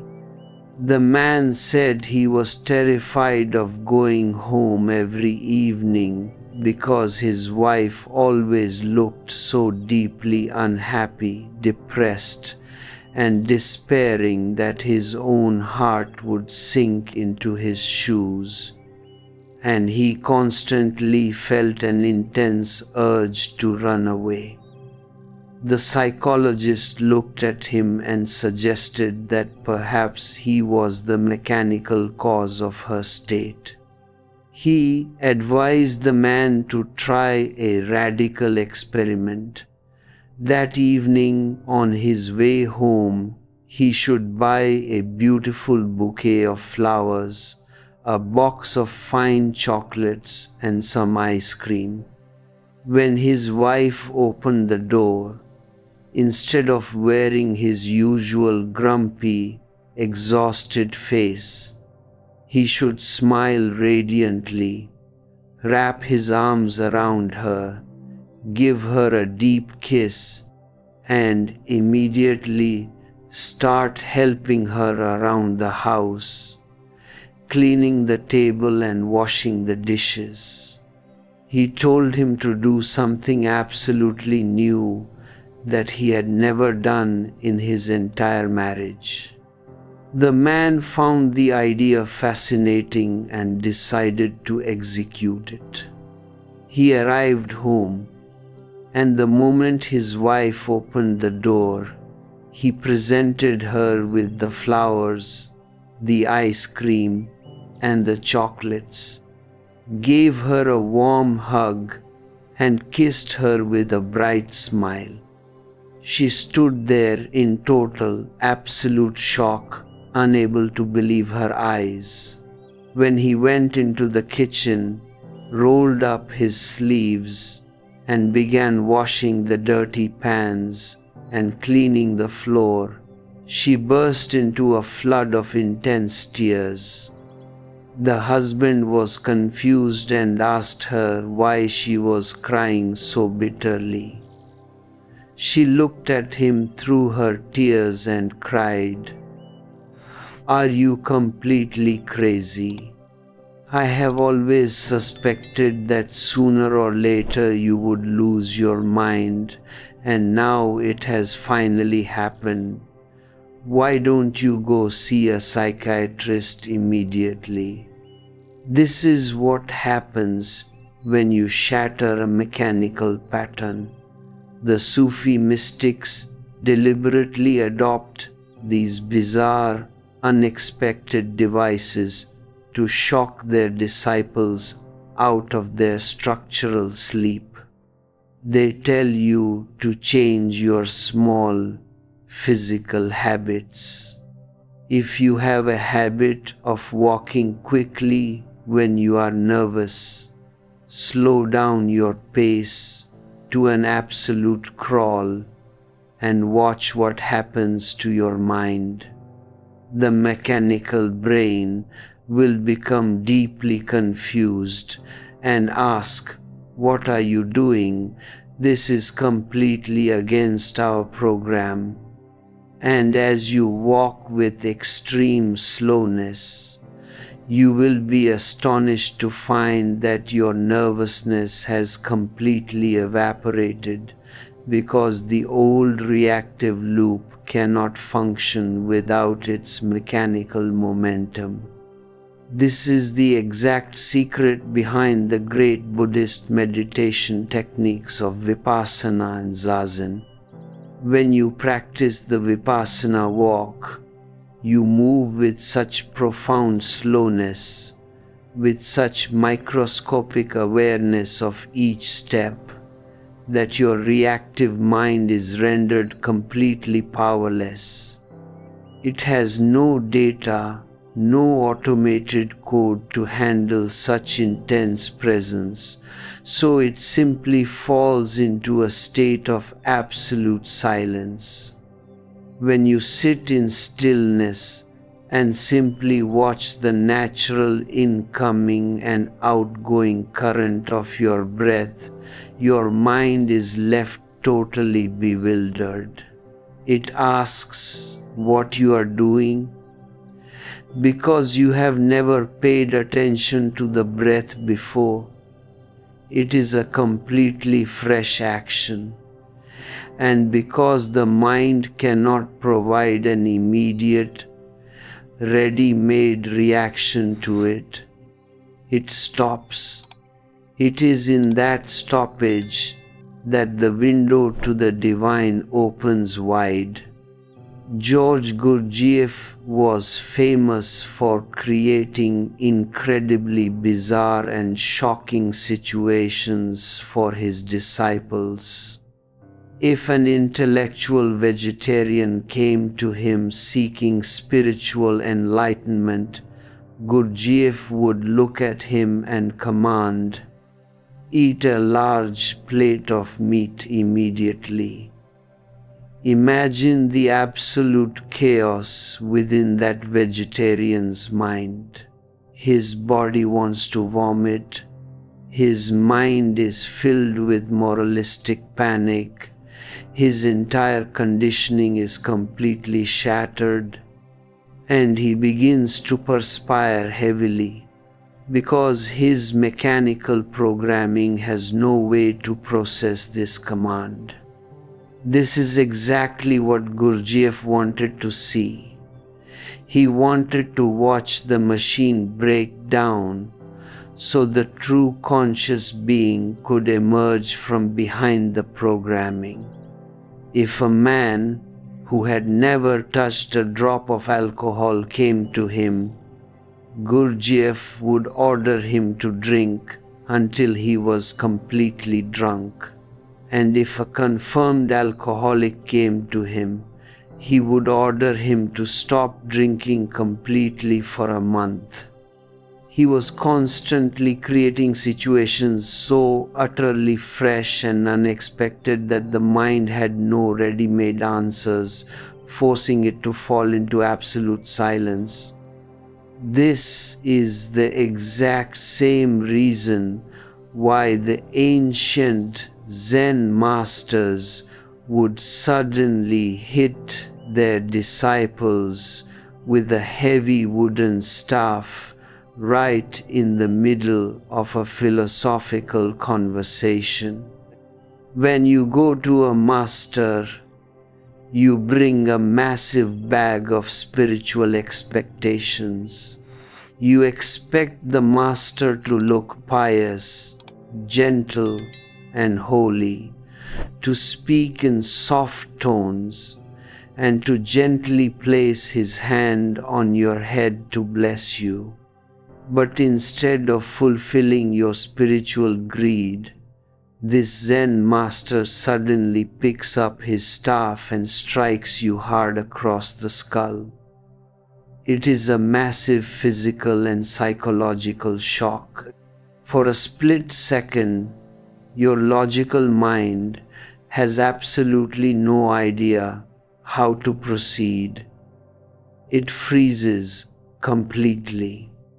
And in that brief moment of non-functioning, in that gap where the machine stops, enlightenment can flash into your being. Many disciples have become completely enlightened simply because a master did something totally absurd and unexpected. Human beings live entirely by artificial expectations. When Mahavira appeared in ancient India, he walked completely naked. The entire country was used to religious avatars like Krishna and Rama, who wore the most exquisite clothes, gold ornaments, and diamond crowns. Suddenly, Mahavira stands before them without a single piece of cloth, shocking the moralistic conditioning of the entire nation. That profound shock helped thousands of people to wake up from their social slumber. Every true master has to invent his own unique ways to shock the sleeping masses. In India, they had not encountered a man like me for centuries, which is why everything I say and everything I do acts as a radical shock to their traditional spine. A great shiver runs through their old conditioning, and I appreciate that immensely, because a sleeping person cannot think, they can only react. I am not here to satisfy your traditional expectations. If I satisfy your expectations, I am simply validating your conditioning, and I will never be able to transform your consciousness. I am here to completely destroy your expectations, to provoke a radical inner earthquake, so that your mechanical mind can stop and something genuinely new can enter your soul. When you react to my words according to your old conditioning, you completely miss the teaching. But if you refuse to let your old habits react, if you simply look at the reality of what is being said, you are left in a state of pure, vibrant silence. You enter an entirely new spiritual space. When I speak to you, I am continuously hitting the hidden mechanical structures within your mind. It is all completely intentional. When I criticize prominent politicians or respected religious leaders, I am not truly interested in those specific individuals. I am hitting the inner politician that resides inside you. Every single one of you carries an inner politician within your mind. The politician is nothing but your unconscious desire to dominate others, your blind ambition to be number one, and your constant calculation for social status. When I hit an external politician, the people who have integrated that ambition into their egos feel deeply offended and struck. They try to rationalize their discomfort by saying, "This man cannot be a truly enlightened mystic, because if he were, why would he speak so rudely about such an honorable leader?" They are simply trying to protect their own inner politician from being exposed and destroyed. You must understand this truth deeply. If you live out of your mechanical conditioning. You are nothing but a machine. But the moment you become highly alert, receptive, and choose to respond spontaneously to the living reality of the present moment, you step out of the machinery. You are born as a true human being. Watch your automatic reactions continuously and let go of every single repetitive pattern within your mind. Do not respond to life through ready-made ideas, but face reality exactly as it presents itself out there. Respond with full, vibrant awareness, not with the dead mind. Spontaneous response creates a beautiful action, while mechanical programming creates an ugly reaction. Action sets you completely free, whereas reaction continues to build thicker, harder, and heavier chains around your soul. Choose to live a life of conscious response, never of mechanical reaction. This exact movement from mechanical reaction to spontaneous, fully conscious action brings us face to face with one of the most deep-seated weapons the world uses to manipulate your soul: the systematic condemnation of your biological roots under the label of the animalistic.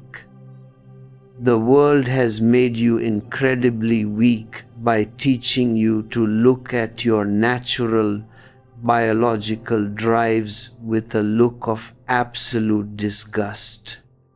You are told that your physical body and your basic instincts are low, dirty, and beneath the dignity of a spiritual being. When you express your natural desires, the moralists quickly step in to tell you that you are behaving just like an animal. But let us look at the reality of this situation.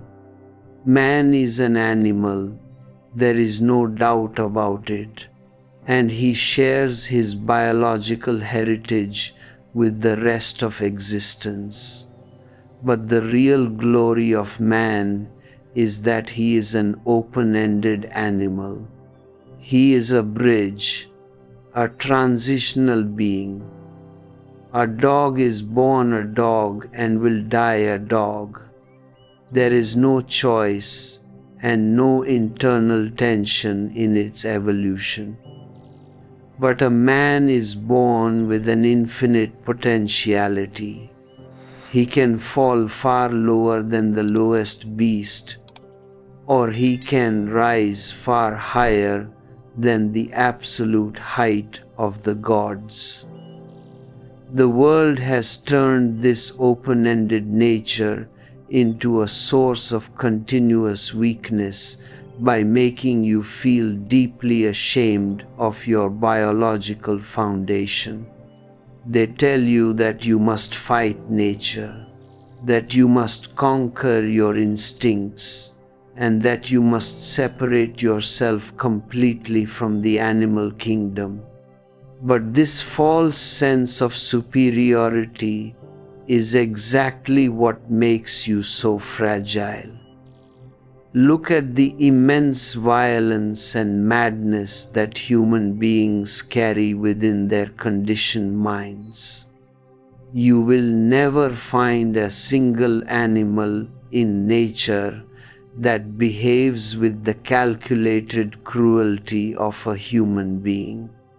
Just imagine a scene where 50,000 monkeys are sitting in a massive stadium, having fun, dancing, and happily throwing small children into a roaring fire as an offering to their god. If you saw such a thing, you would think that those monkeys had gone completely insane. But this did not happen in the animal kingdom. It happened in human history, in the ancient city of Carthage, where 50,000 highly civilized men burned their own children alive as an intentional offering to their deity. We do not even need to look at the distant past of Carthage. Look at what happened in the last century under the advanced rule of political and military machines. Adolf Hitler did things on a scale that makes the ancient world look primitive.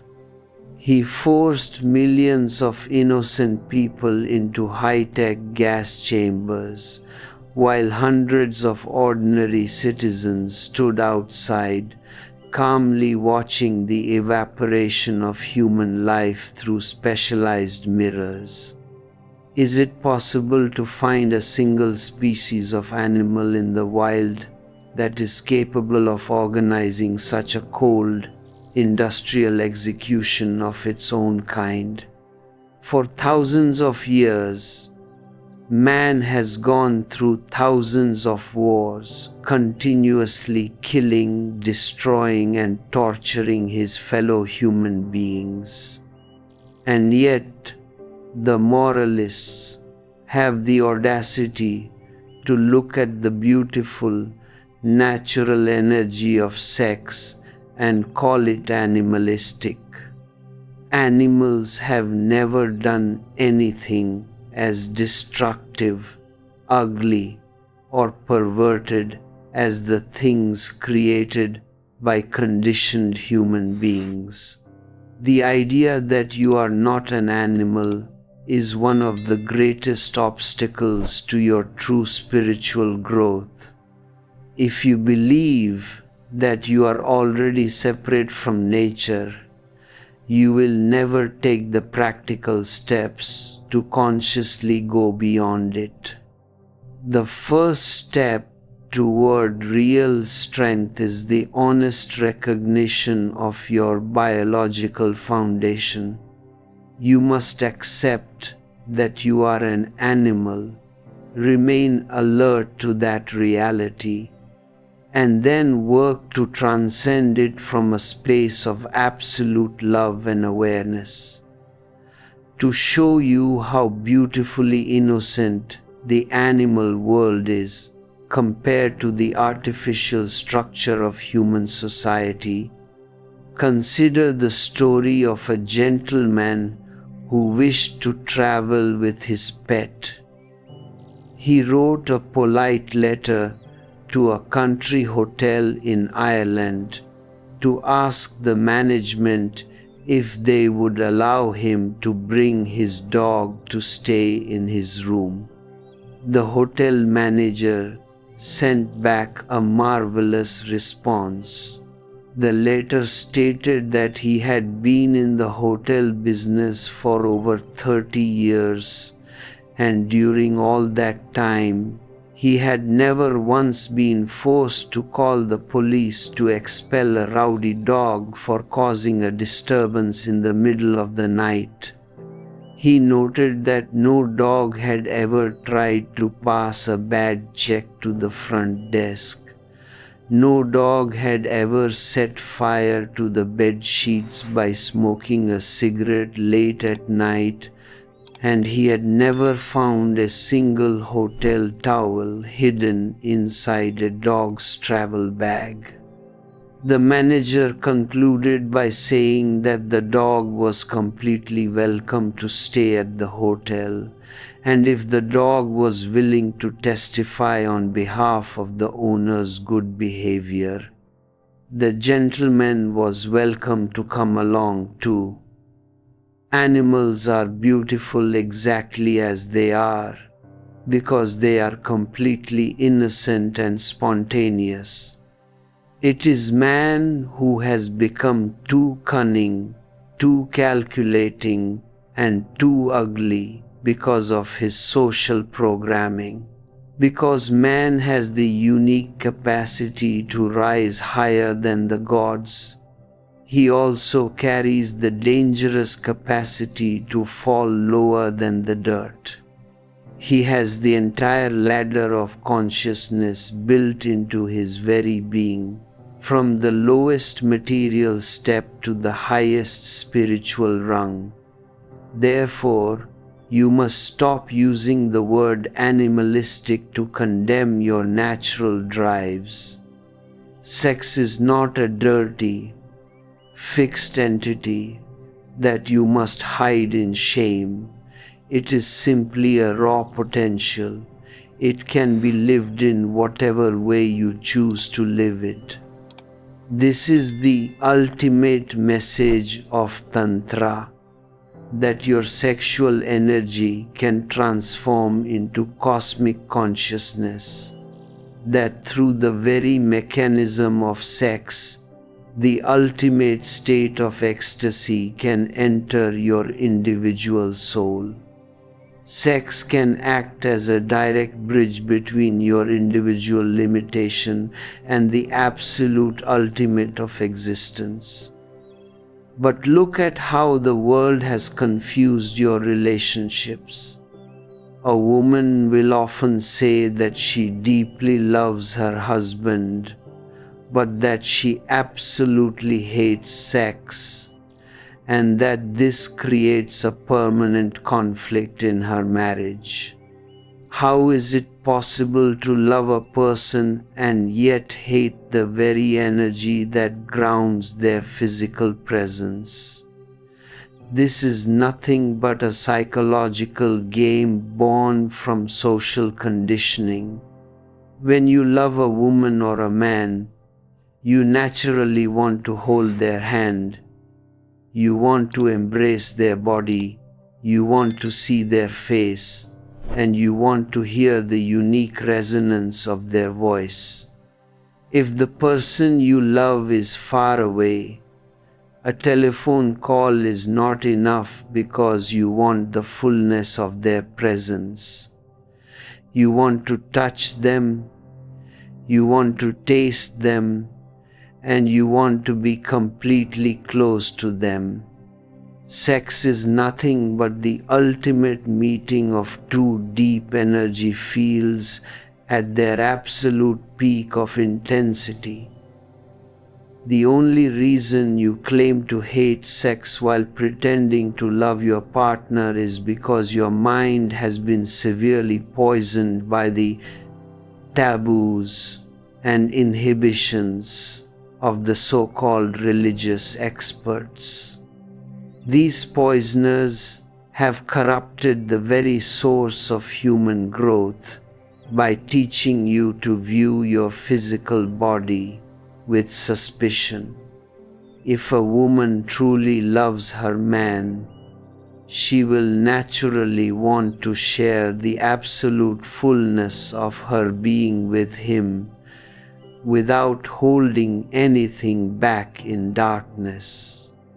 If she claims to hate sex but loves the husband, it often means she simply wants the man to provide financial security, to buy her a comfortable house, to give her a car, and to maintain her social status. She wants to use the man as a social commodity, and she mislabels this calculation as love. When true love is alive, you share everything, you keep no secrets, and your heart remains completely open and available to your partner. Sex is the natural biological basis of love. And though love eventually grows into something far greater than sex, you can never transcend it through hatred or repression. Everything that you repress will simply hide in the dark chambers of your unconscious, where it will eventually rot and manifest as an obsession or a psychological perversion. Please do not try to force yourself to live like a monk or a nun through sheer willpower. You must remain completely natural if you ever want to go beyond nature. This is the first and most fundamental requirement of a healthy soul. Look at the magnificent trees around you. They are deeply rooted in the heavy, dark mud of the earth, and the deeper their roots go into the dirt, the higher their branches rise toward the stars. If a tree wants to touch the absolute height of the sky, it must have the courage to extend its roots down into the very depth of hell. You must take root in your own physical body if you ever hope to transcend it. You must be deeply rooted in your own sexual energy if you want to become a genuine lover. As your meditation deepens, your life energy naturally begins to move upward, and less energy is discharged through the lower channels. But this transformation has nothing to do with hatred. Hatred is nothing but a manifestation of hidden fear and unconscious attraction. If you hate your sexuality, it simply proves that your energy is still intensely fixated there, and you are terrified of its power over you. Every ounce of energy within your body has been given to you by existence, and anything that comes from existence is inherently sacred. Have you ever paused to consider why a cuckoo bird sings so beautifully in the spring? It is doing so to attract a physical partner, yet no one looks at the bird's song and calls it obscene or sinful. When flowers open their petals and release their exquisite fragrance into the wind, they are announcing their presence to the butterflies and the bees, inviting them to carry their seeds forward into the future. The same division of male and female energy permeates the entire universe.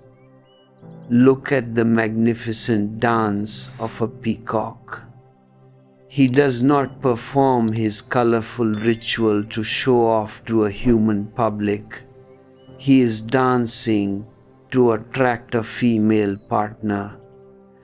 It is only within the insane boundaries of human society that the natural order has been completely reversed and corrupted. Religions have created a massive mess out of your natural instincts. When you see a wealthy businessman walking down the street with his highly decorated wife, she often looks like nothing more than a shiny advertisement for his external riches. She is covered in diamonds, emeralds, and gold, serving as a status symbol to validate his position in the competitive market. He uses her beauty to mesmerize his business clients at dinner parties so he can secure more financial profit. Man has turned love into a commercial strategy, and whenever you upset the rules of nature to replace them with artificial social structures, you are committing an unpardonable crime against your own consciousness.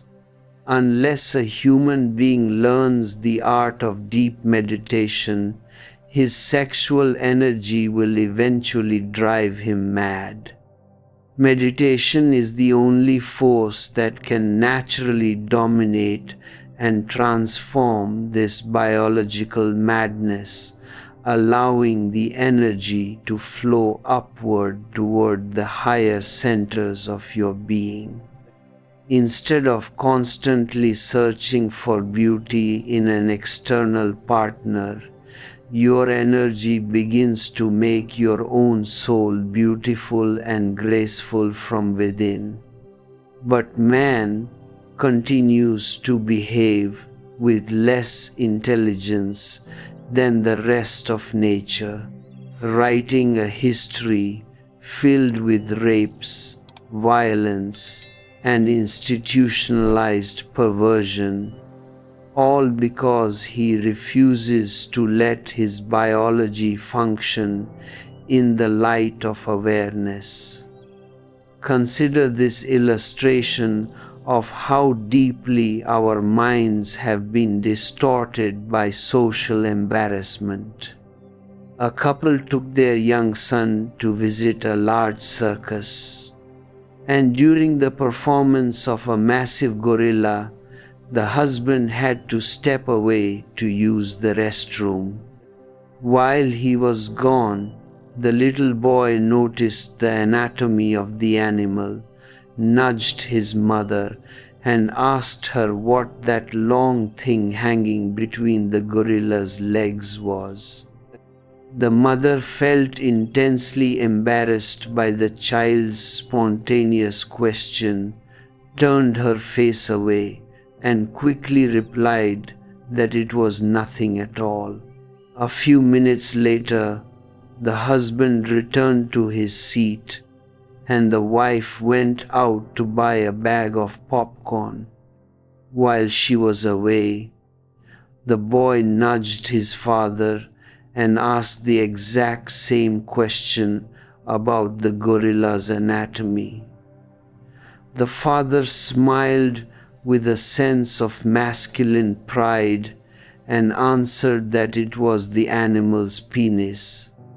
The boy looked completely confused for a moment, thought about his mother's answer, and asked why his mom had told him it was nothing.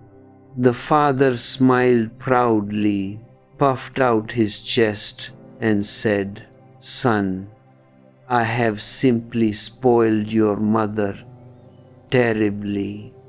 This profound embarrassment and confusion surrounding the physical body is the direct result of centuries of religious exploitation. The very word sex has become one of the most heavily loaded, distorted words in the human language, filled with fear, perversion, attraction, and intense guilt. The mere mention of the word causes chaos and ripples of anxiety in the unconscious mind of society, all because you have been forced to live under completely wrong ideas. When a young person reaches the age of 14, his body is suddenly flooded with a massive wave of sexual energy. It is a completely natural biological event. The floodgates of nature open wide, and the young person begins to think, sing, and experience life through this new, vibrant coloration. Nobody has to do anything to make it happen. It is an inherent part of the physical program of biology. In exactly the same way, around the age of 42, the exact same floodgates are designed by nature to naturally close. This cooling of the energy is just as natural, effortless, and spontaneous as its arrival at puberty. Sex is never truly transcended by making a continuous, forceful effort of willpower. Any effort you make to fight your biology will only result in an ugly, painful repression, because your sexual energy is built into the very cells of your physical body. You were born as a sexual being because the initial cell that created your physical presence was a sexual union between your mother and your father. They were not reciting a cold theological sermon when you were conceived. They were making love, merging their biological energies in a moment of natural passion. Every single cell in your body carries that original sexual blueprint. Once you accept this truth with absolute clarity, without allowing any moralistic dogmas to interfere, the internal conflict that has weakened humanity for centuries will completely dissolve. No one asks how to transcend the act of breathing or eating, because no religion has been foolish enough to turn breathing into a sin. If they had done so, you would find thousands of neurotic people asking how to stop their lungs from moving. But because sex is a drive that matures later in life, the priests found a perfect opportunity to step in and exploit it. They have spent centuries repressing your natural drives, which has naturally created an obsessed, pornographic society. Repression and obsession are two sides of the very same coin.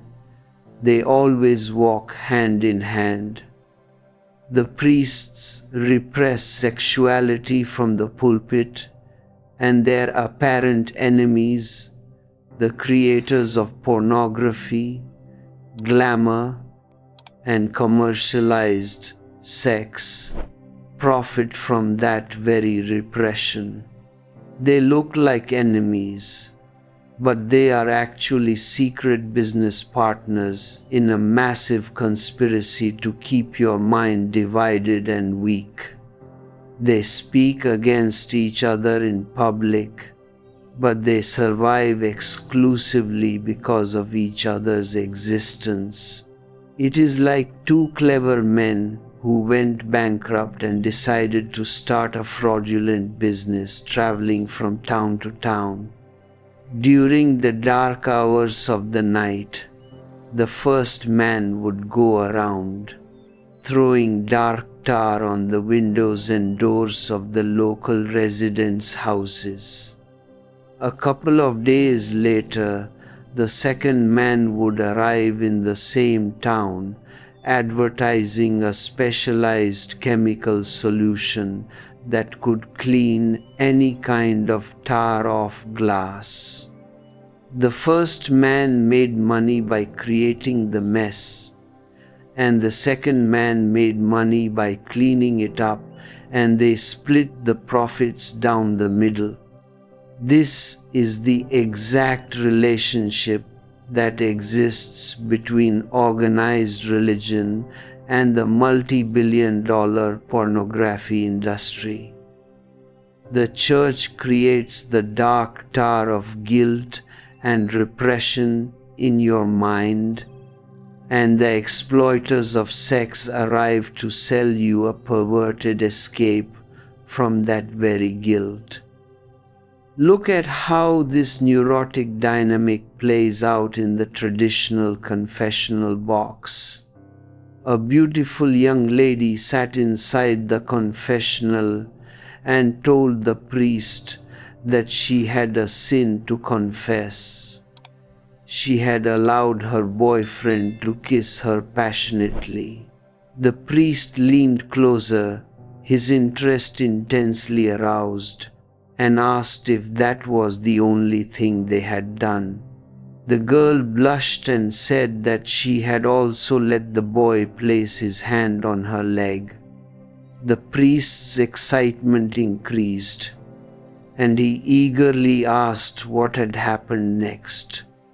The girl whispered that she had then allowed him to pull down her underwear. The priest, sweating with anticipation, asked what happened after that. The girl sighed and said that, unfortunately, her mother had suddenly walked into the bedroom. The priest gasped in deep disappointment and shouted, "Oh, damn it!" The priests themselves are deeply neurotic because they are trying to live against the laws of biology, and their repressed energy manifests as a perverted obsession with the intimate details of your life. This mechanical repression is designed to weaken your spirit, to turn your mind into a chaotic battlefield so that you can never find your own independent strength. If you want to experience true transcendence, you must first accept your biology with absolute naturalness. Sex is a beautiful, rhythmic phenomenon of existence, and when it is lived with love and full meditative awareness, it leaves you naturally and gracefully when the time is right. But because you have been raised in a deeply sick culture, people continue to carry their sexual obsessions into their old age, becoming old perverts simply because they were never allowed to enjoy their energy naturally when they were young. If you fight against your energy, it will persist indefinitely as a psychological wound, keeping you trapped in a state of eternal weakness.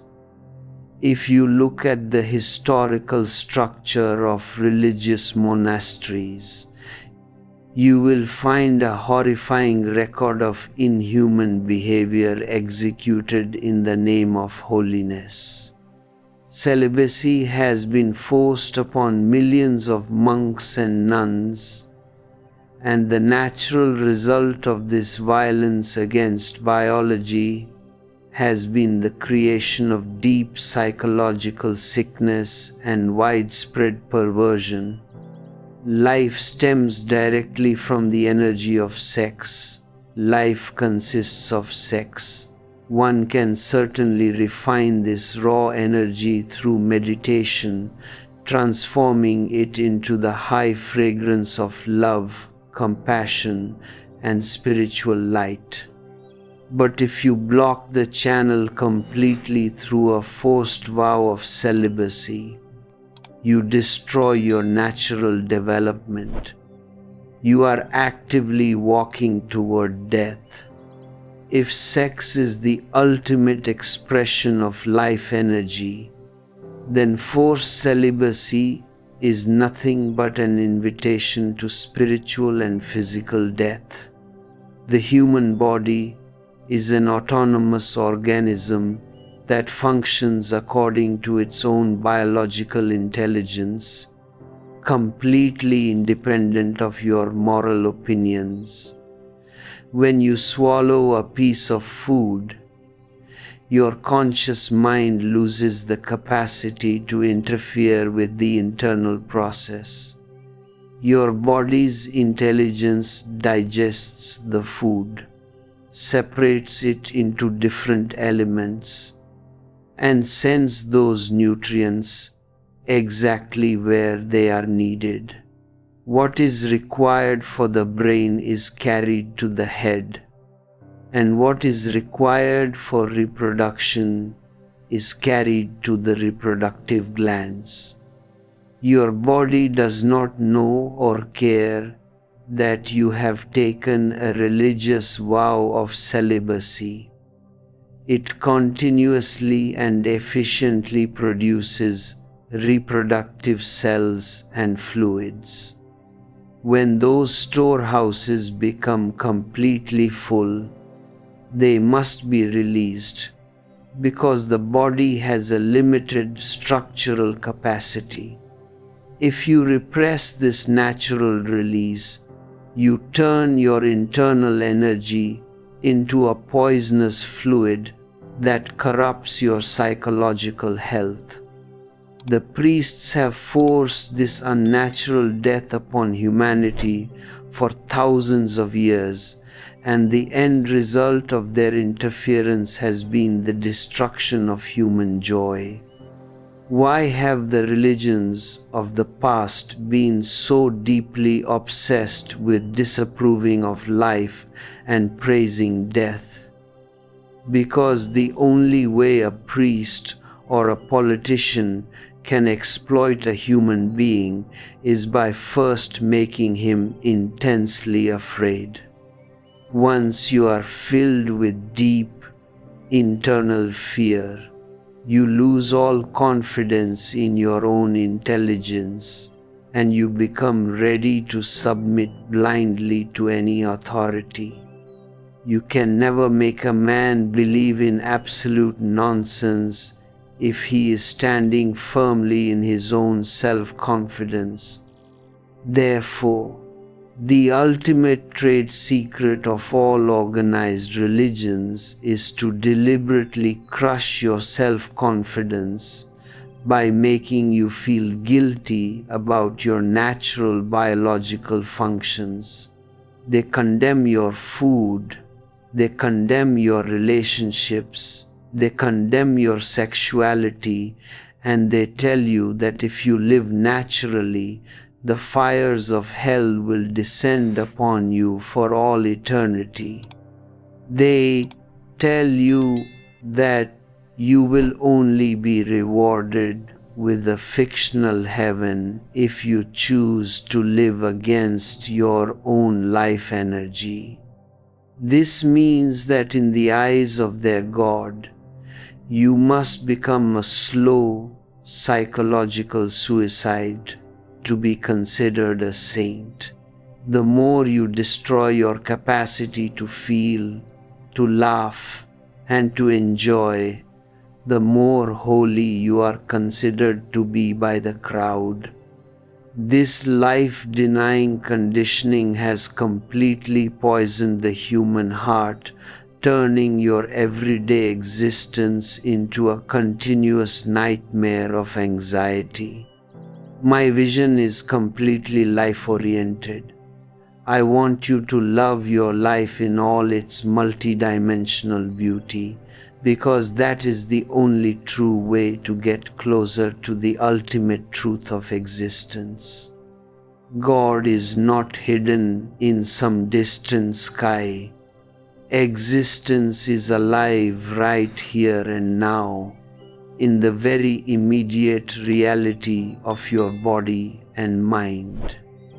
You are not a miserable sinner, and you are not unworthy of joy. I am here to help you dissolve this heavy mountain of artificial guilt so that you can begin to trust your own unique being once again. The moment you trust yourself, no priest and no politician will ever be able to manipulate or exploit your life, because you will be completely free from the weapon of fear.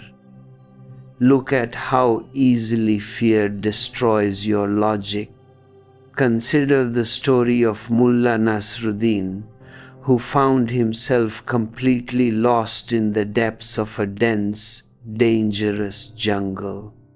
He had spent the entire day trying desperately to find a path out of the forest, but his clothes were torn to pieces by sharp thorns, his body was covered in injuries, and he was suffering from total exhaustion and extreme hunger.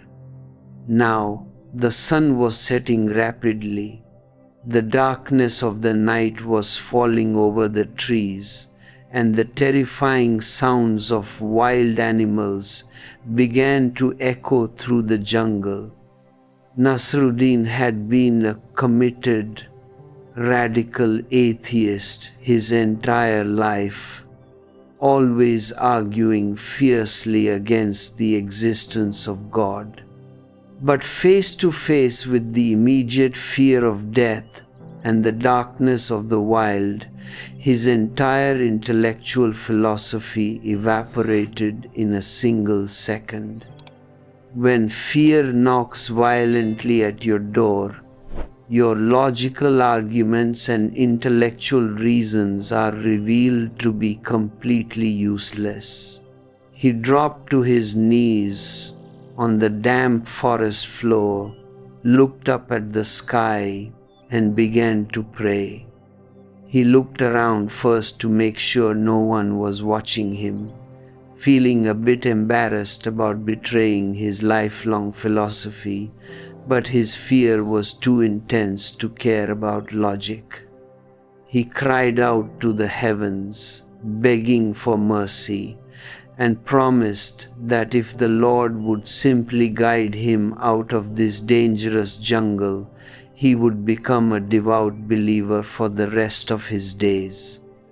He promised to attend the mosque every single week, to perform every religious ritual with absolute precision, and he apologized profusely for all the intellectual things he had said against the divine in the past, calling himself a complete fool and a total idiot.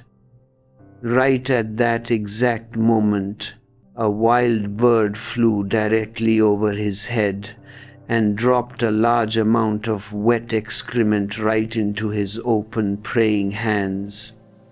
Nasruddin looked at his hands in disgust, wiped them on a tree, looked up at the sky and shouted, "Please, Lord, don't give me that structural nonsense.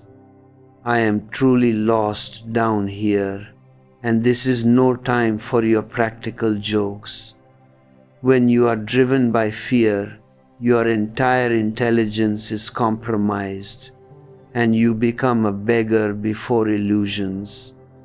The priests have used this vulnerability for centuries to build their massive empires on the foundation of your weakness. They make you feel deeply guilty about the natural, beautiful currents of your life energy, and because you cannot stop being a biological entity, you find yourself caught in their trap. You cannot simply turn off your sexuality or your natural desires because a man in a pulpit tells you it is wrong. It has absolutely nothing to do with their concepts of morality. It is an intrinsic part of your being. But when you repress it, you transform a natural current into an internal, infected wound. And the more you repress it, the more obsessed you become. This obsession generates deeper guilt, and that guilt drives you back to the priest to beg for a fictional forgiveness. It is a vicious, endless circle that keeps humanity in a state of spiritual slavery. True strength can only emerge when you break this loop completely.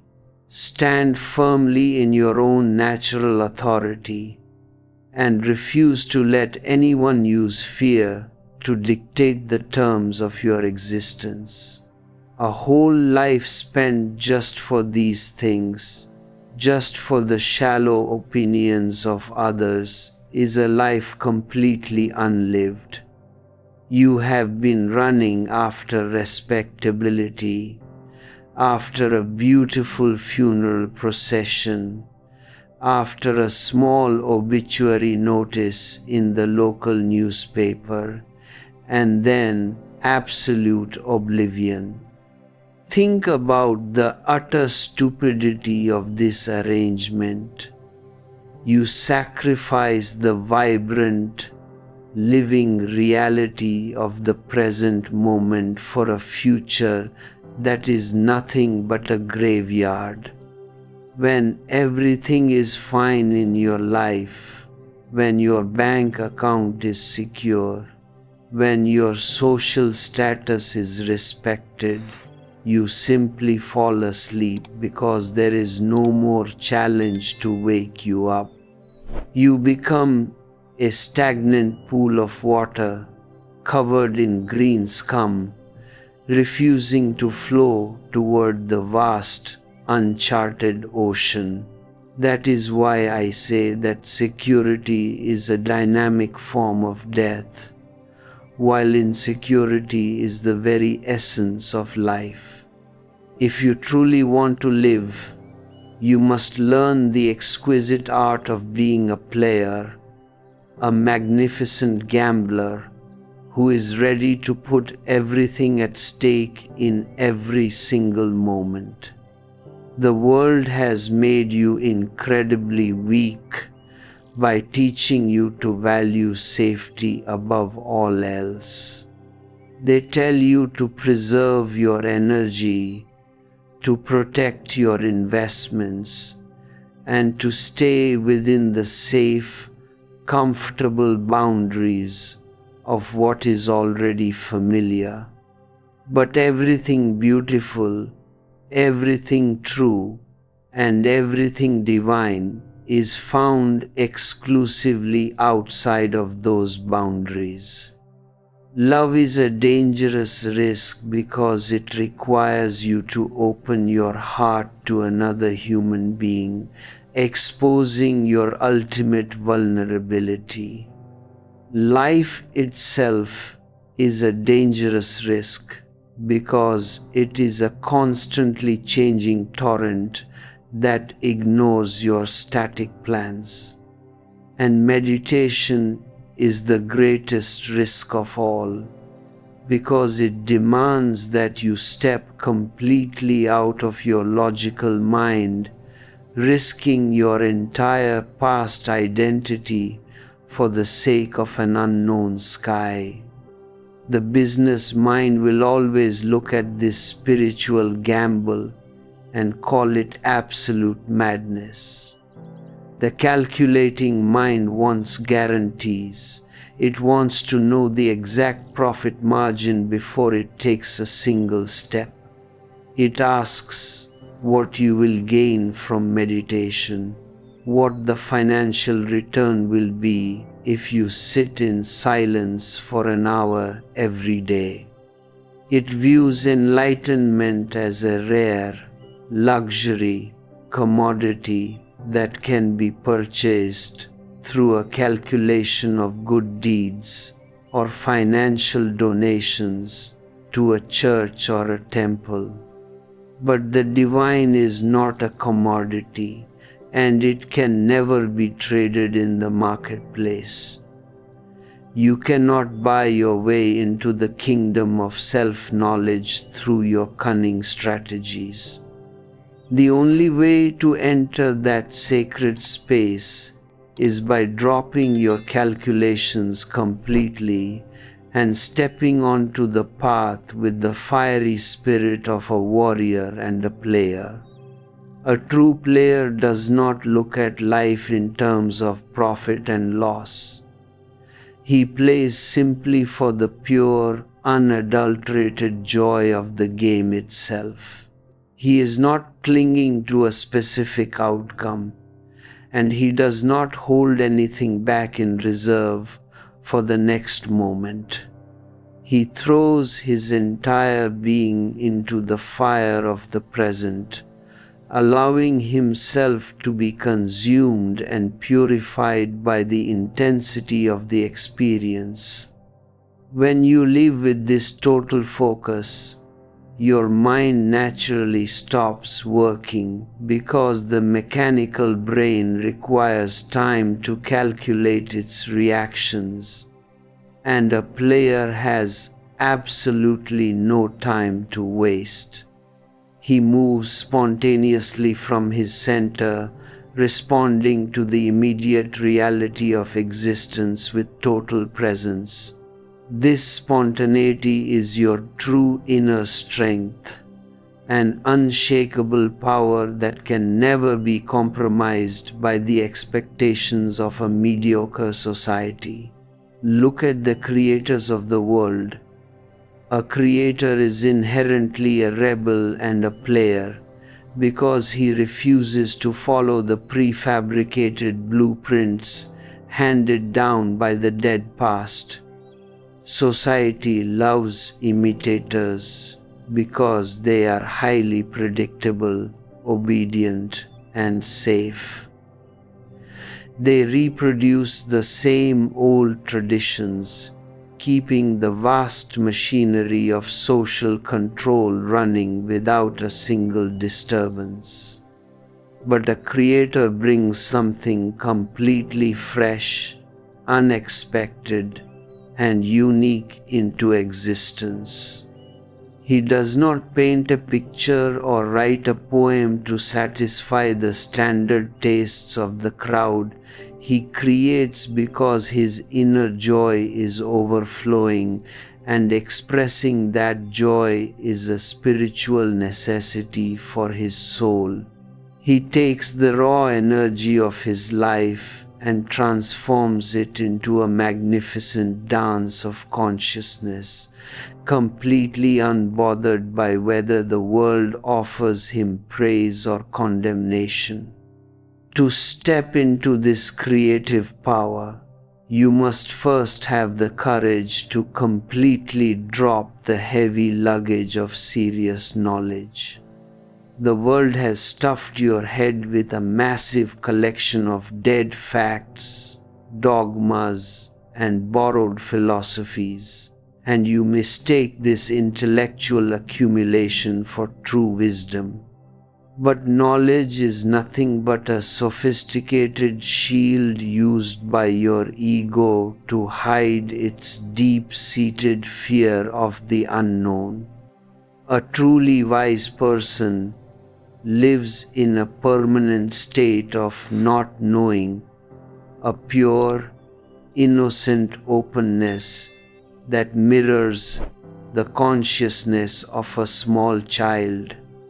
When you stand before existence without a single preconceived theory, you become capable of seeing the world in all its raw, unfiltered beauty.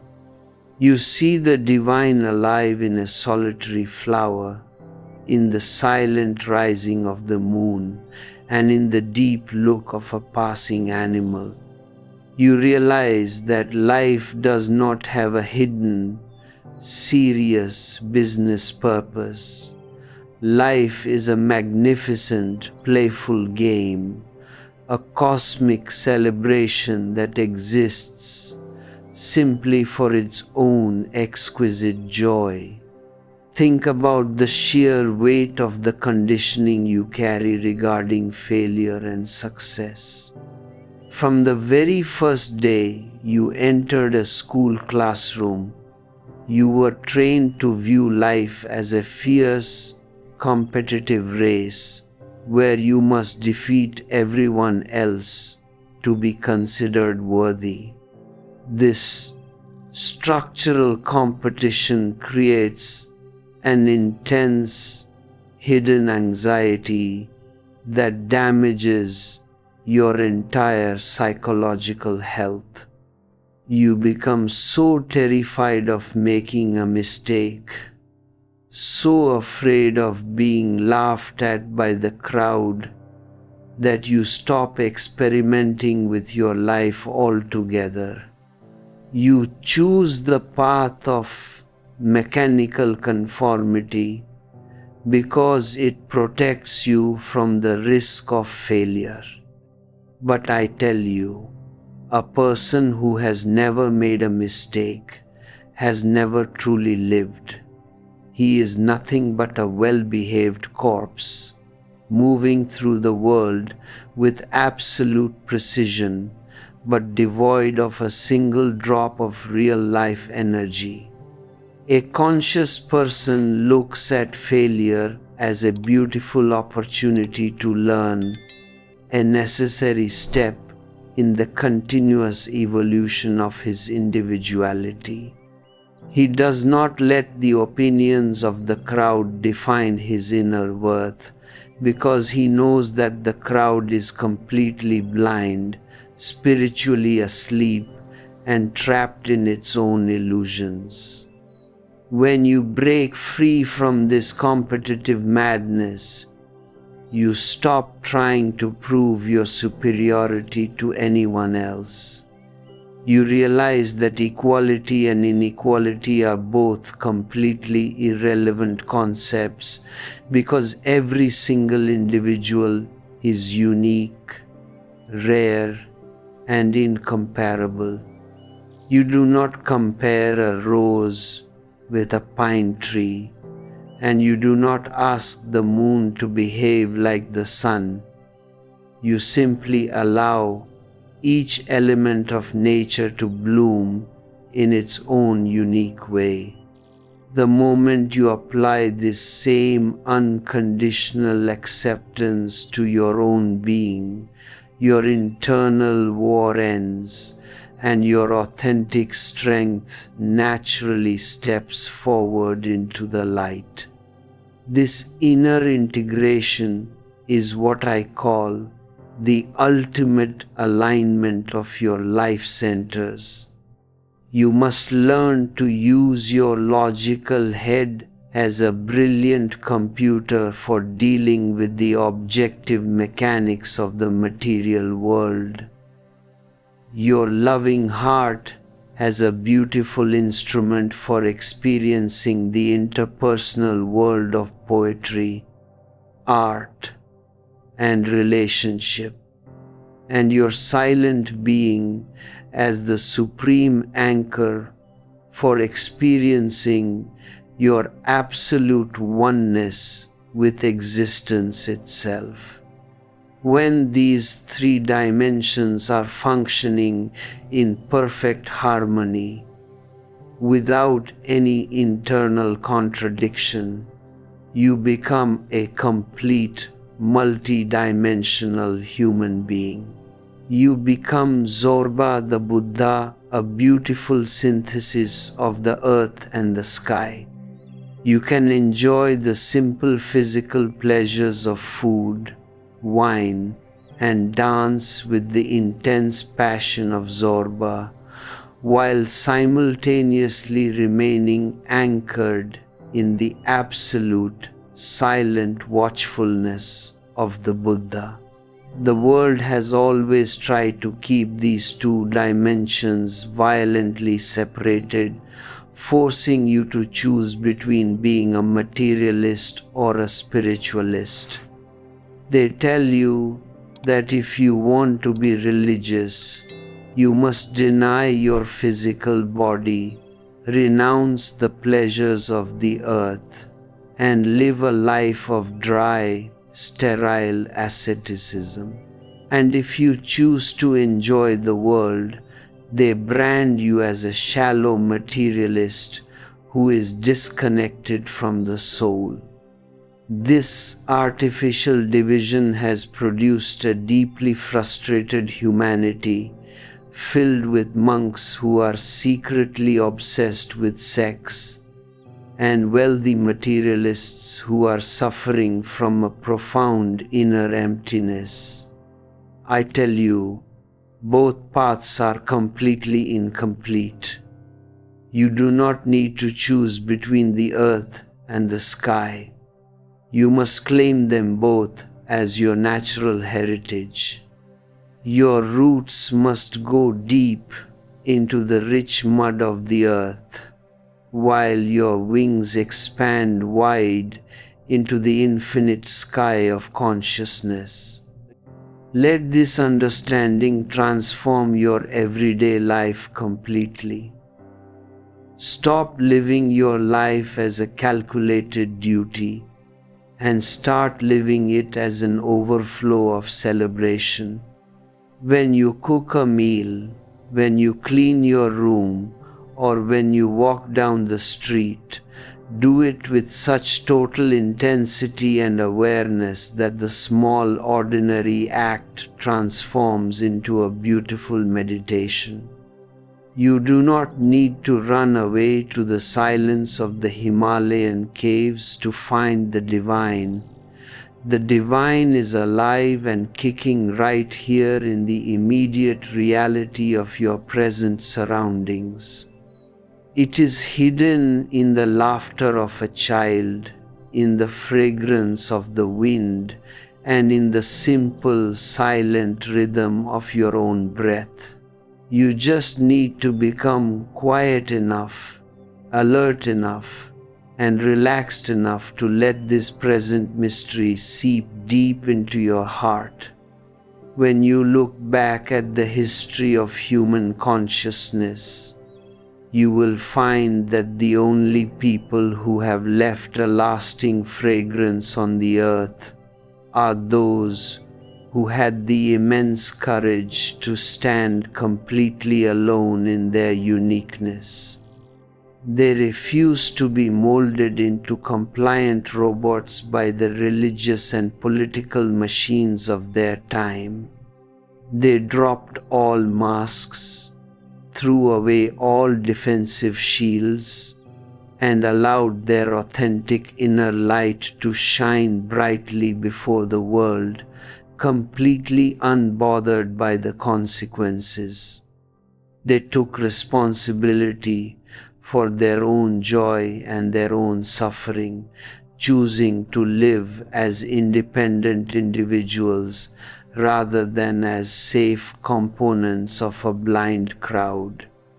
This is the exact invitation I extend to you today. Break free from the prison of your social conditioning. Reclaim your innate childhood innocence and step into the infinite freedom of your true self. The path is completely open before you, and it does not require you to follow a fixed map or a set of traditional rules. There is no public road to enlightenment. Each journey is completely individual, personal, and unique. You must find your own way through your own direct experience, trusting your own intelligence and your own inner voice above all else.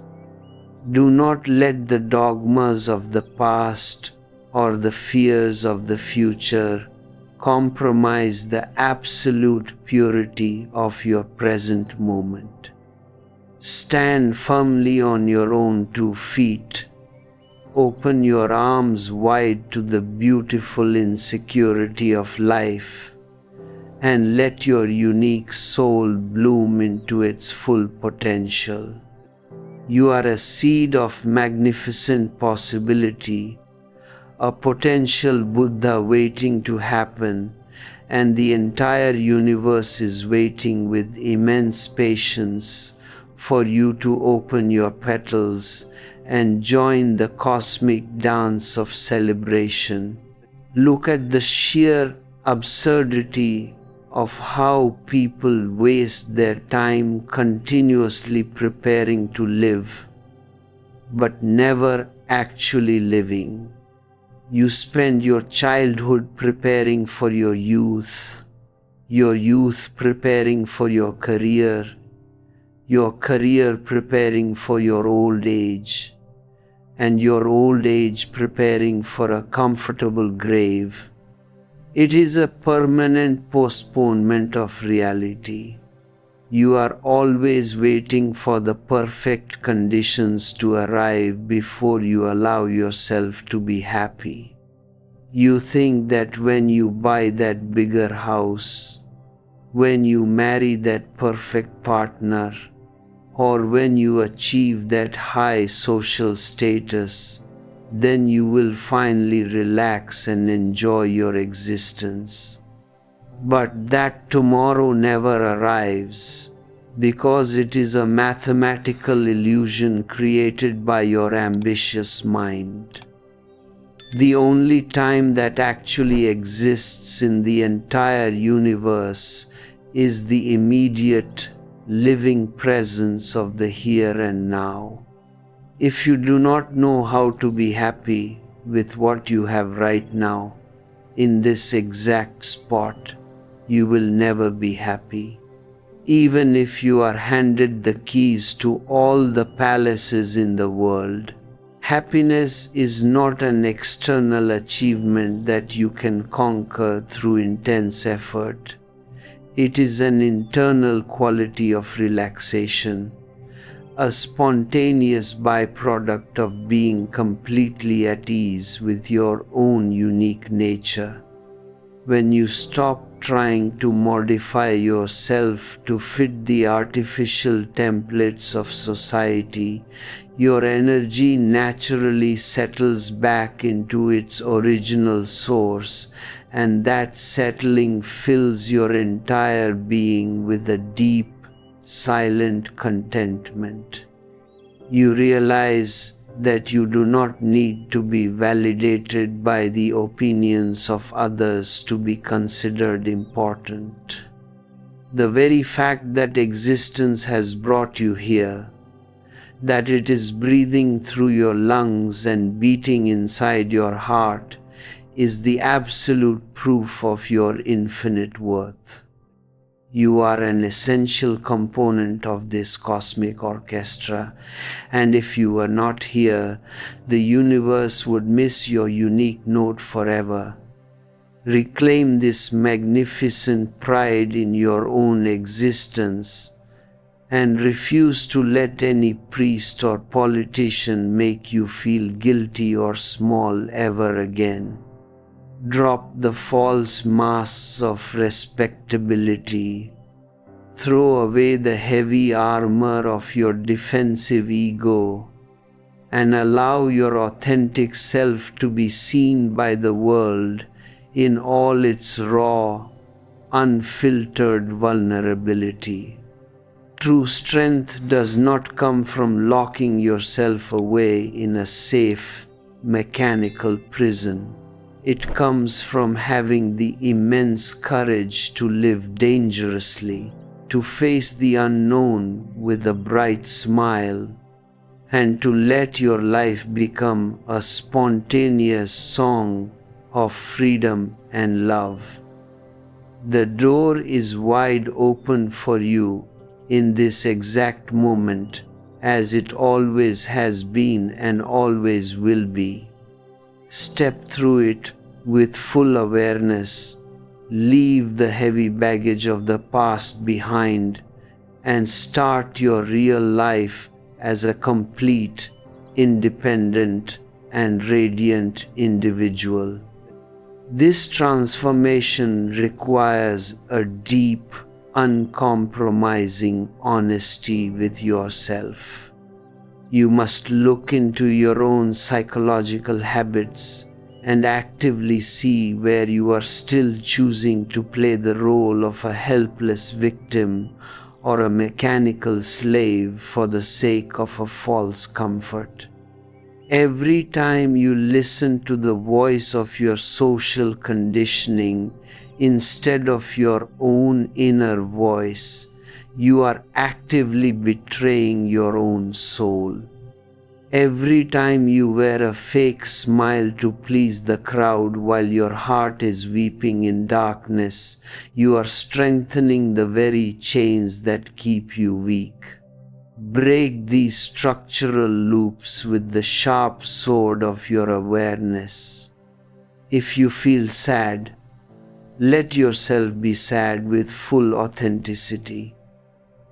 If you feel angry, look at that hot energy with absolute clarity without judging it as a sin. By facing your internal states with total presence, you dissolve the artificial divisions within your mind and return to a state of profound inner unity. When you are integrated within yourself, the external world loses its power to manipulate or disturb your consciousness. You become like a solid mountain that stands unmoved by the passing storms of social opinion, financial changes, or political madness. You can move through the marketplace with absolute freedom, running your business or performing your daily work with high efficiency, yet remaining completely transcendental to it. When your shop closes, your business mind closes with it, and you return home to your family not as a stressed, calculating businessman, but as a loving, playful human being who is fully present to the joy of relationship. You do not carry the heavy garbage of your professional ambitions on your head, because you have learned the unique alchemy of keeping your being completely untouched by your doing. This fluid way of living is the ultimate hallmark of a mature soul. You stop taking life with a heavy, serious attitude and begin to view it with the light, playful look of a poet and a creator. You realize that the rules of society are nothing but arbitrary games invented by frightened people to maintain a superficial order, and you refuse to let those games define the limits of your freedom. You play the games of the world when they are useful, but you never confuse them with the living truth of your existence. Your true allegiance is not to a nation, a race, or a specific religious dogma. Your ultimate allegiance is to the life force itself, to the beautiful cosmic energy that flows through all living things. As this conscious connection with the whole deepens, your individual boundaries naturally begin to dissolve, and you find yourself entering into a state of unconditional love and boundless compassion for everyone around you. You stop looking at people through the distorted lenses of competition and judgment, and you begin to see them exactly as they are, beautiful, unique souls who are simply lost in the dark jungle of their own conditioning, struggling to find their way back home. Your presence becomes a quiet sanctuary of peace, a charismatic center that naturally attracts other seeking hearts, inspiring them to drop their false masks and claim their own individual strength. You do not set out with an ambitious goal to reform the world. Your own radiant awakening becomes the catalyst that triggers transformation in the consciousness of humanity. This is the only way a genuine revolution can ever happen on this planet. Every outer revolution that has tried to change the world through violence, political engineering, or institutional force has failed completely, because it left the internal unconsciousness of the individual untouched. You can overthrow a dictator or change the economic structure of a society, But if the minds of the people remain trapped in fear, greed, and ambition, they will simply create a new set of chains under a different political name. The only radical root-level revolution is the spiritual transformation of the individual. When you wake up, a small part of the world has become permanently sane, and that sanity creates a powerful ripple effect that can slowly dissolve the deep insanity of the collective mind. Therefore, stop wasting your life energy waiting for a distant political utopia or a social change to happen before you allow yourself to live fully. The true utopia is alive right here and now, waiting for your individual consciousness to claim it. Take full, absolute responsibility for your own life, your own joy, and your own awakening. Stop throwing the blame onto your parents, your spouse, your society, or your historical past, and realize that you possess the ultimate power to drop your chains in this exact moment through the sheer force of your awareness. You are not a victim, you are not a machine, and you are not a helpless slave. You are an independent individual, a spark of the divine energy, completely free to choose your own destiny. Let this realization settle deep into your soul, and let it give you the unshakable courage to step out of the crowd and walk your own path with absolute elegance and grace. Rejoice in the beautiful insecurity of your existence. Celebrate the unique multidimensionality of your being, and let your life become a magnificent, endless dance of love, creativity, and spontaneous joy. You have been asleep for millions of years, dreaming nightmares of weakness, guilt, and limitation.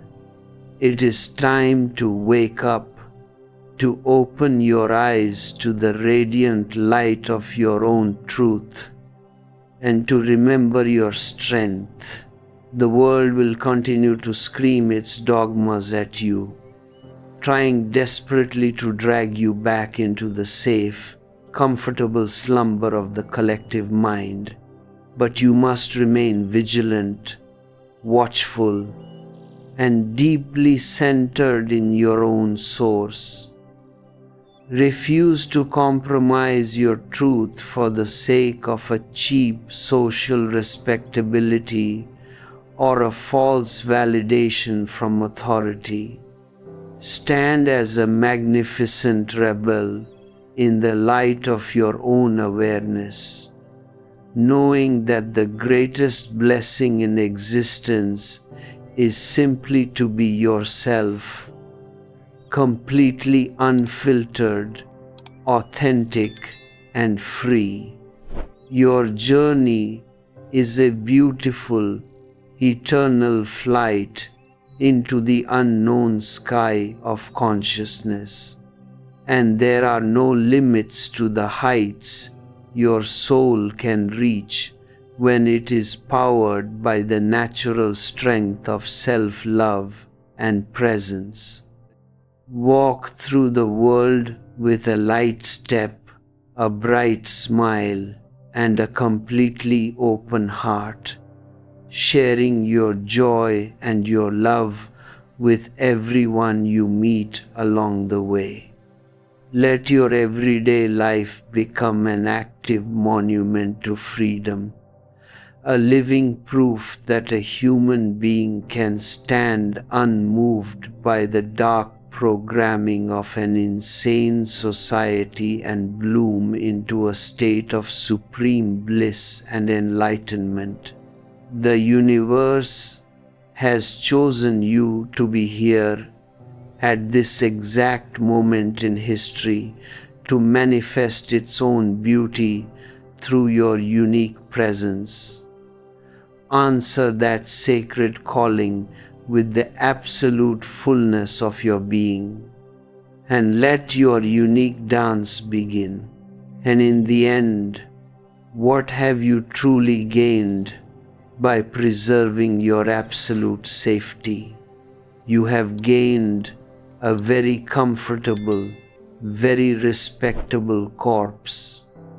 This frantic search for security is the ultimate trap that society uses to drain your life force, to make you weak, and to keep you easily manageable. The crowd wants you to be predictable, and predictability can only exist when you are thoroughly devised by habits, fears, and calculations. When everything is perfectly fine in your life, when your bank account is secure, when your social reputation is respected, you simply fall asleep because there is no longer any challenge to shake you awake. You become a stagnant well of water, covered in green scum, refusing to move toward the vast, uncharted ocean. That is why I say that security is a dynamic form of death, while absolute insecurity is the very essence of life. If you truly want to live, you must learn the exquisite art of being a player, a magnificent gambler who is ready to put everything at stake in every single moment. The world has made you incredibly weak by teaching you to value safety above all else. They tell you to preserve your energy, to protect your investments, and to stay within the safe, comfortable boundaries of what is already familiar. But everything beautiful, everything true, and everything divine is found exclusively outside of those boundaries. Love is a dangerous risk because it requires you to open your heart to another human being, exposing your ultimate vulnerability. Life itself is a dangerous risk because it is a constantly changing torrent that ignores your static plans. And meditation is the greatest risk of all because it demands that you step completely out of your logical mind, risking your entire past identity for the sake of an unknown sky.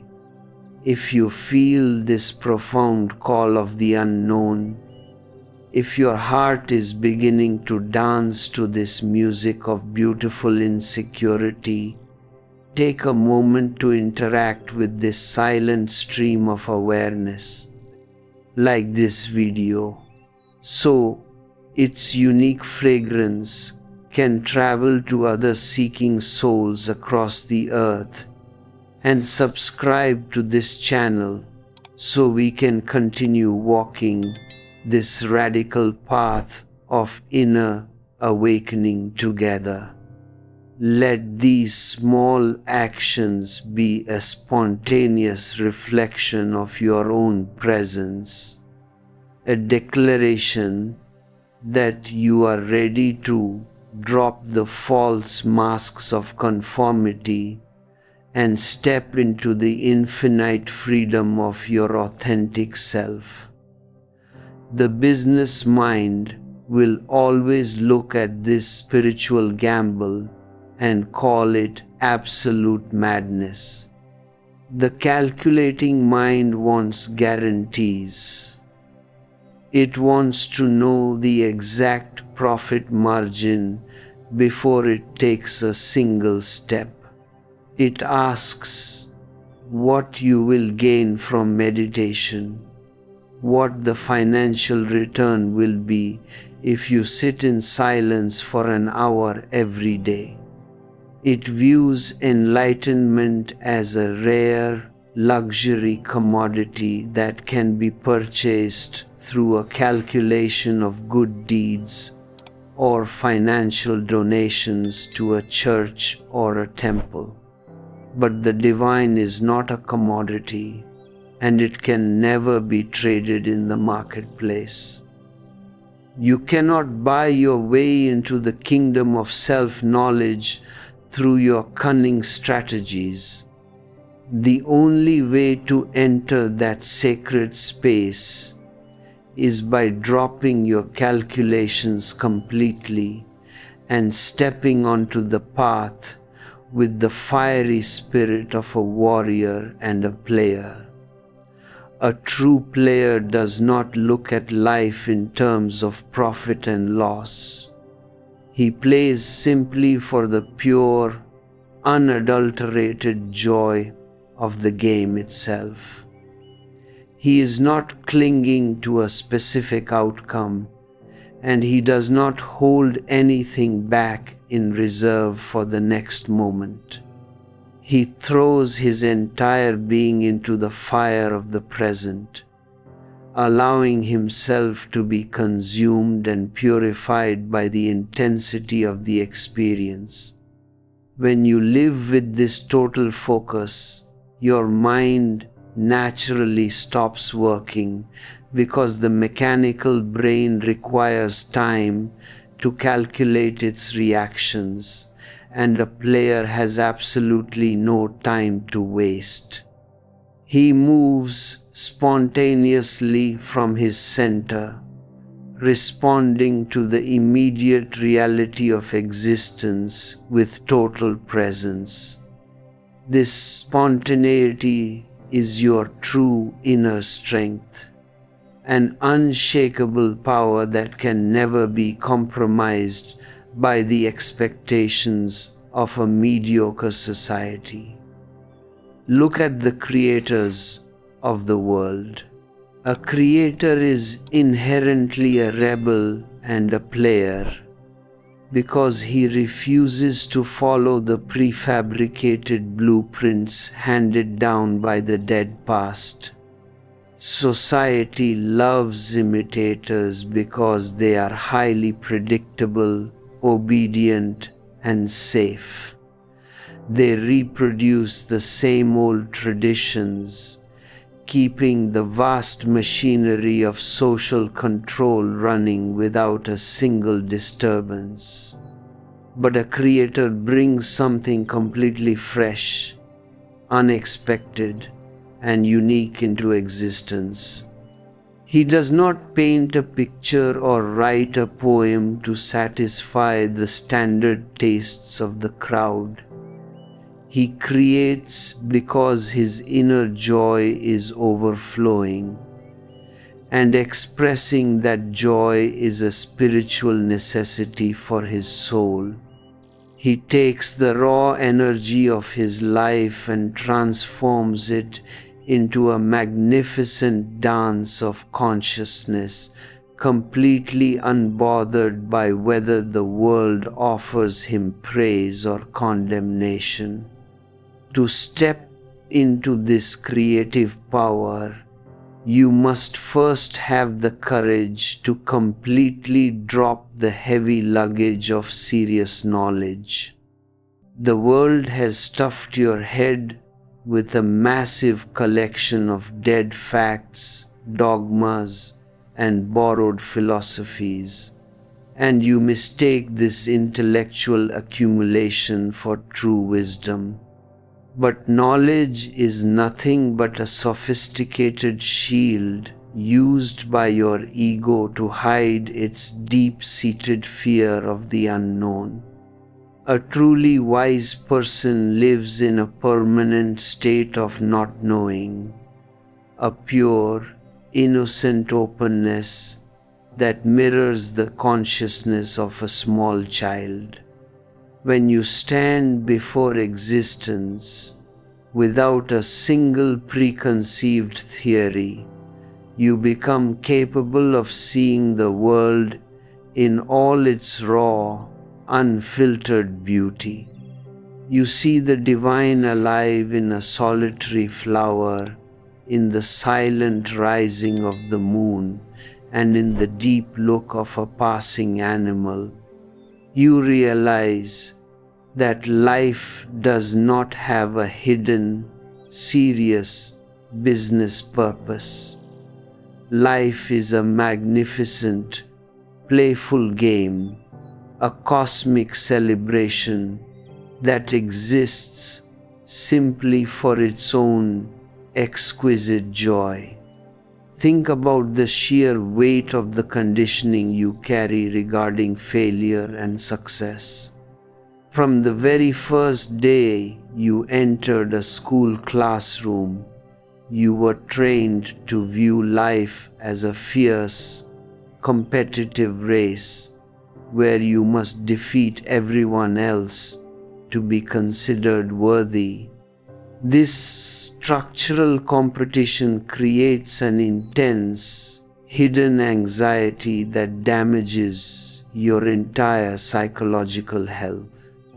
You become so terrified of making a mistake, so afraid of being laughed at by the crowd, that you stop experimenting with your life altogether. You choose the path of mechanical conformity because it protects you from the risk of failure. But I tell you, a person who has never made a mistake has never truly lived. He is nothing but a well-behaved corpse, moving through the world with absolute precision, but devoid of a single drop of real-life energy.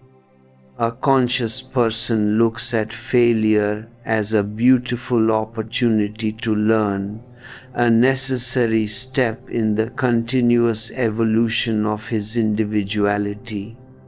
He does not let the opinions of the crowd define his inner worth, because he knows that the crowd is completely blind, spiritually asleep, and trapped in its own illusions. When you break free from this competitive madness, you stop trying to prove your superiority to anyone else. You realize that equality and inequality are both completely irrelevant concepts because every single individual is unique, rare, and incomparable. You do not compare a rose with a pine tree, and you do not ask the moon to behave like the sun. You simply allow each element of nature to bloom in its own unique way.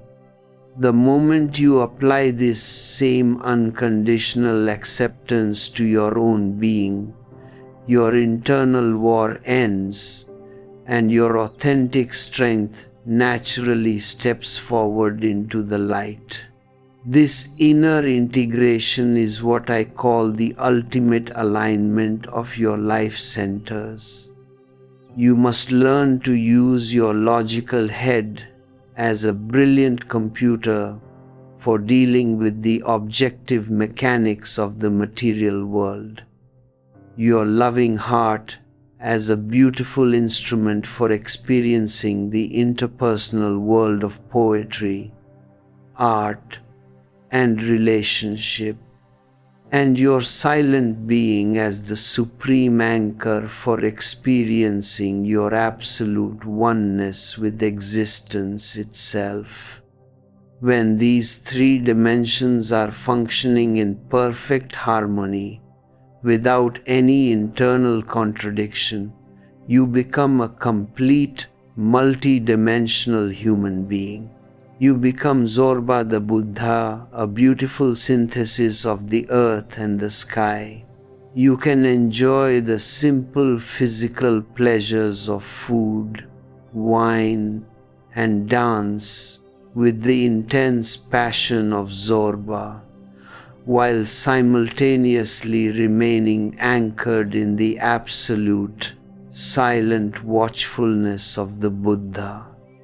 The world has always tried to keep these two dimensions violently separated, forcing you to choose between being a materialist or a spiritualist. They tell you that if you want to be religious, you must deny your physical body, renounce the pleasures of the earth, and live a life of dry, sterile asceticism. And if you choose to enjoy the world, they brand you as a shallow materialist who is disconnected from the soul.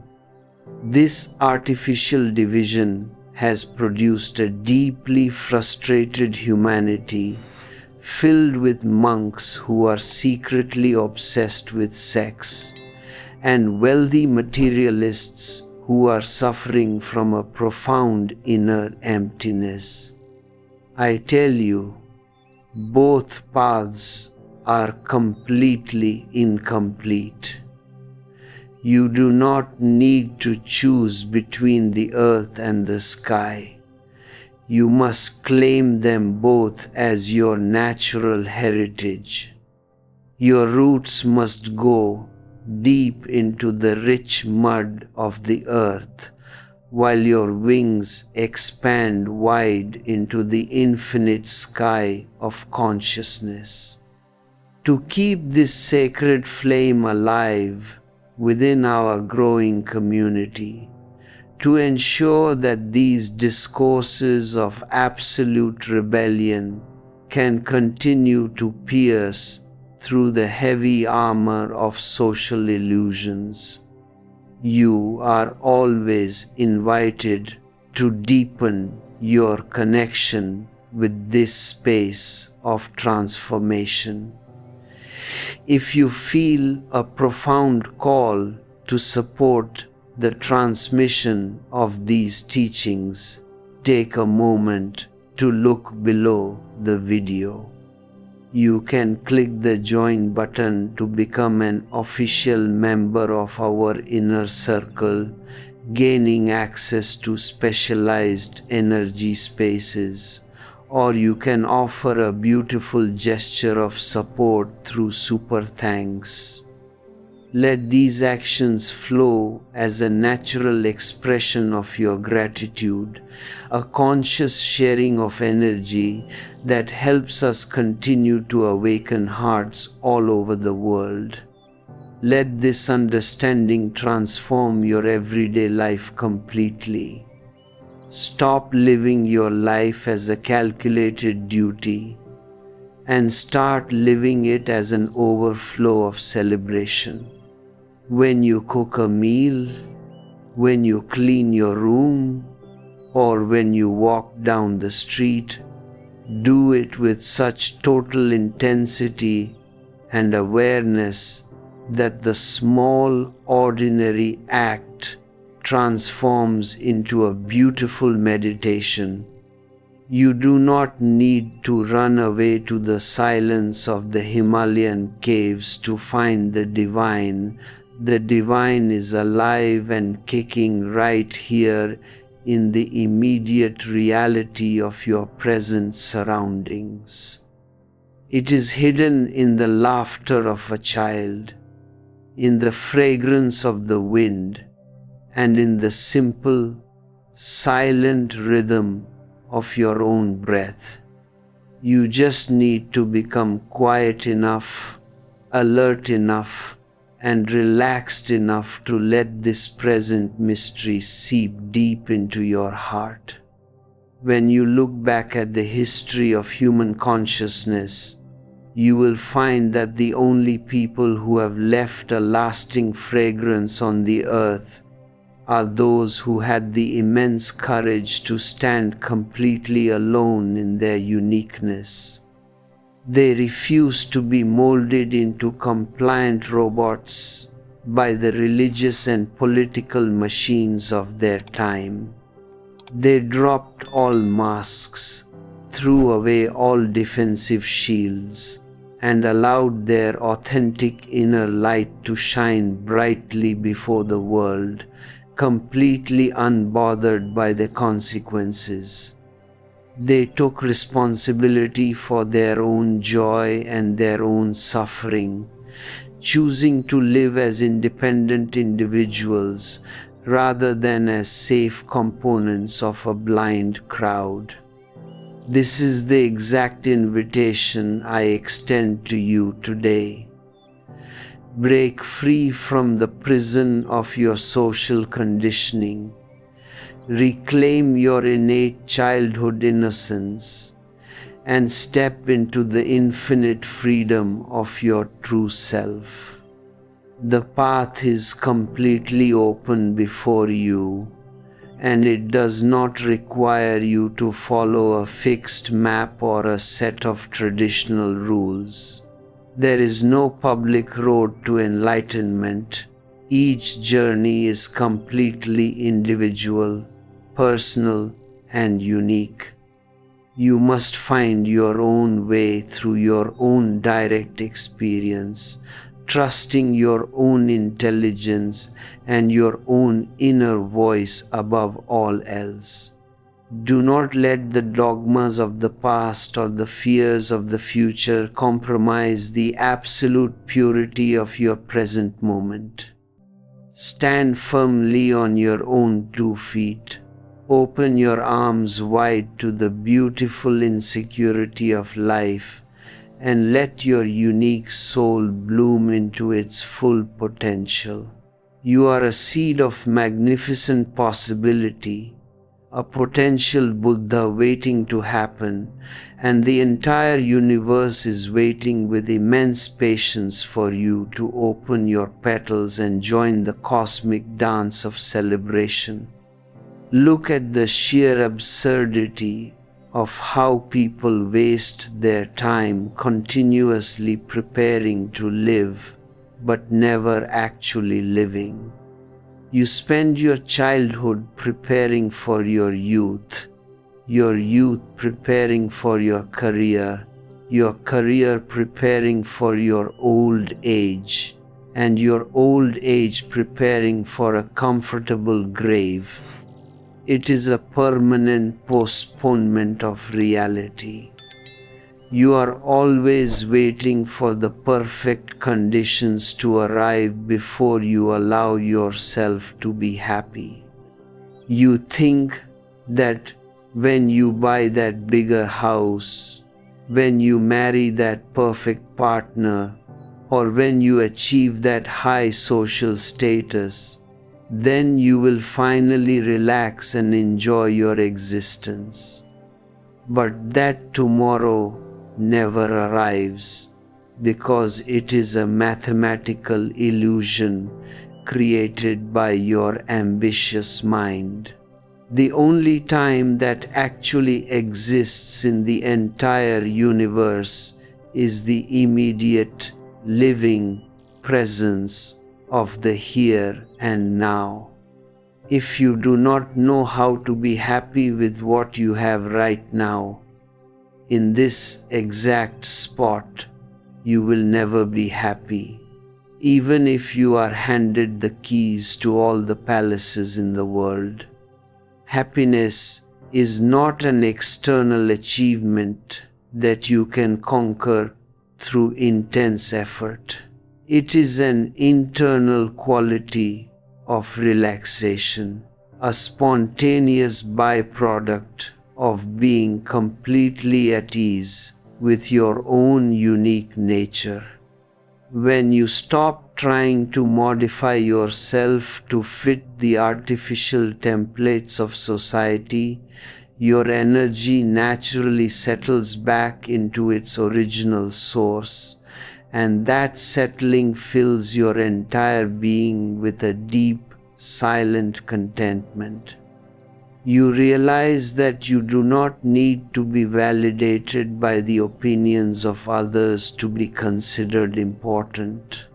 The very fact that existence has brought you here, that it is breathing through your lungs and beating inside your heart, is the absolute proof of your infinite worth. You are an essential component of this cosmic orchestra, and if you were not here, the universe would miss your unique note forever. Reclaim this magnificent pride in your own existence, and refuse to let any priest or politician make you feel guilty or small ever again. Drop the false masks of respectability. Throw away the heavy armor of your defensive ego and allow your authentic self to be seen by the world in all its raw, unfiltered vulnerability. True strength does not come from locking yourself away in a safe, mechanical prison. It comes from having the immense courage to live dangerously, to face the unknown with a bright smile, and to let your life become a spontaneous song of freedom and love. The door is wide open for you in this exact moment, as it always has been and always will be. Step through it with full awareness, leave the heavy baggage of the past behind, and start your real life as a complete, independent, and radiant individual. This transformation requires a deep, uncompromising honesty with yourself. You must look into your own psychological habits and actively see where you are still choosing to play the role of a helpless victim or a mechanical slave for the sake of a false comfort. Every time you listen to the voice of your social conditioning instead of your own inner voice, you are actively betraying your own soul. Every time you wear a fake smile to please the crowd, while your heart is weeping in darkness, you are strengthening the very chains that keep you weak. Break these structural loops with the sharp sword of your awareness.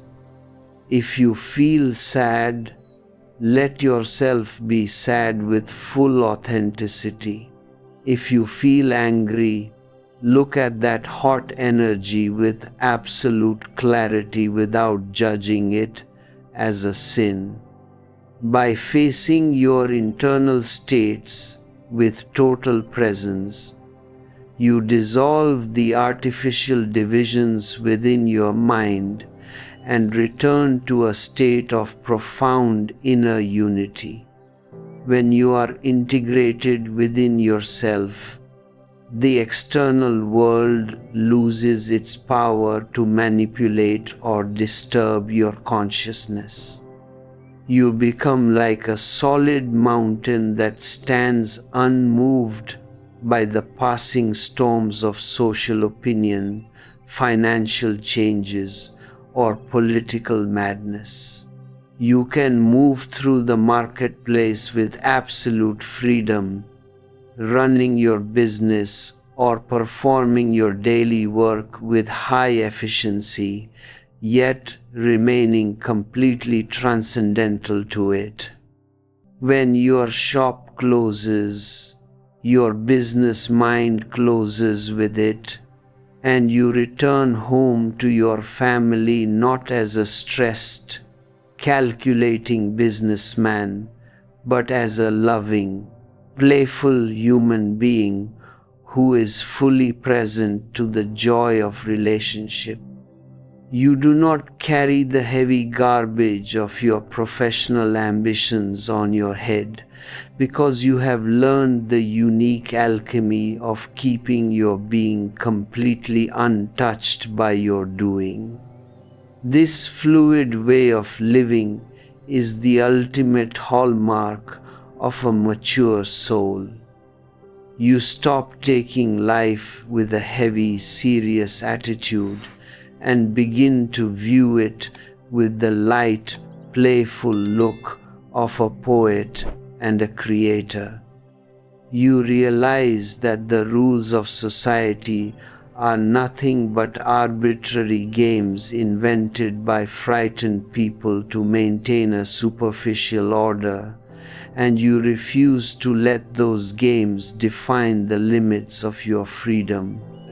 You play the games of the world when they are useful, but you never confuse them with the living truth of your existence.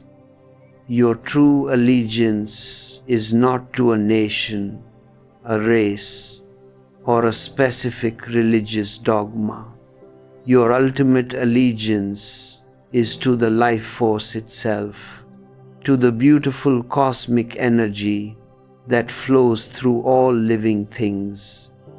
As this conscious connection with the whole deepens, your individual boundaries naturally begin to dissolve, and you find yourself entering into a state of unconditional love and boundless compassion for everyone around you. You stop looking at people through the distorted lenses of competition and judgment, and you begin to see them exactly as they are. Beautiful, unique souls who are simply lost in the dark jungle of their own conditioning, struggling to find their way back home. Your presence becomes a quiet sanctuary of peace, a charismatic center that naturally attracts other seeking hearts, inspiring them to drop their false masks and claim their own individual strength. You do not set out with an ambitious goal to reform the world.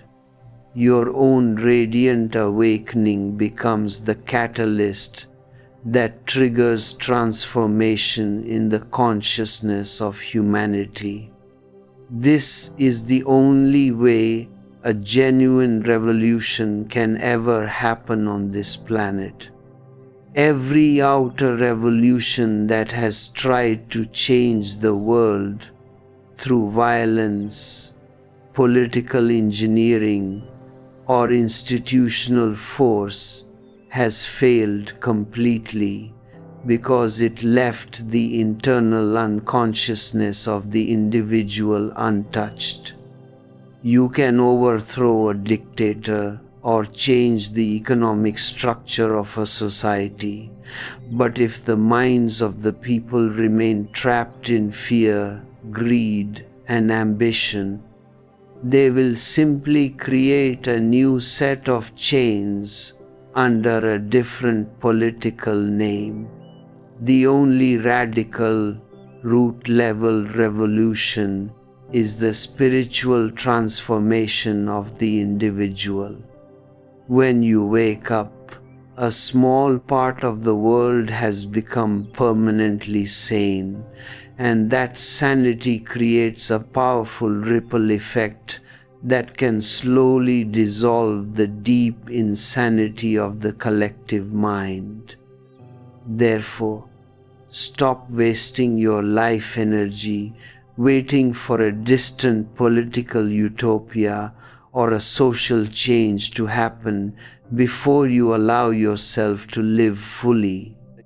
The true utopia is alive right here and now, waiting for your individual consciousness to claim it. Take full, absolute responsibility for your own life. your own joy, and your own awakening. Stop throwing the blame onto your parents, your spouse, your society, or your historical past, and realize that you possess the ultimate power to drop your chains in this exact moment through the sheer force of your awareness. You are not a victim, you are not a machine, and you are not a helpless slave. You are an independent individual, a spark of the divine energy, completely free to choose your own destiny. Let this realization settle deep into your soul, and let it give you the unshakable courage to step out of the crowd and walk your own path with absolute elegance and grace. Rejoice in the beautiful insecurity of your existence. Celebrate the unique multidimensionality of your being, and let your life become a magnificent, endless dance of love, creativity, and spontaneous joy. You have been asleep for millions of years, dreaming nightmares of weakness, guilt, and limitation.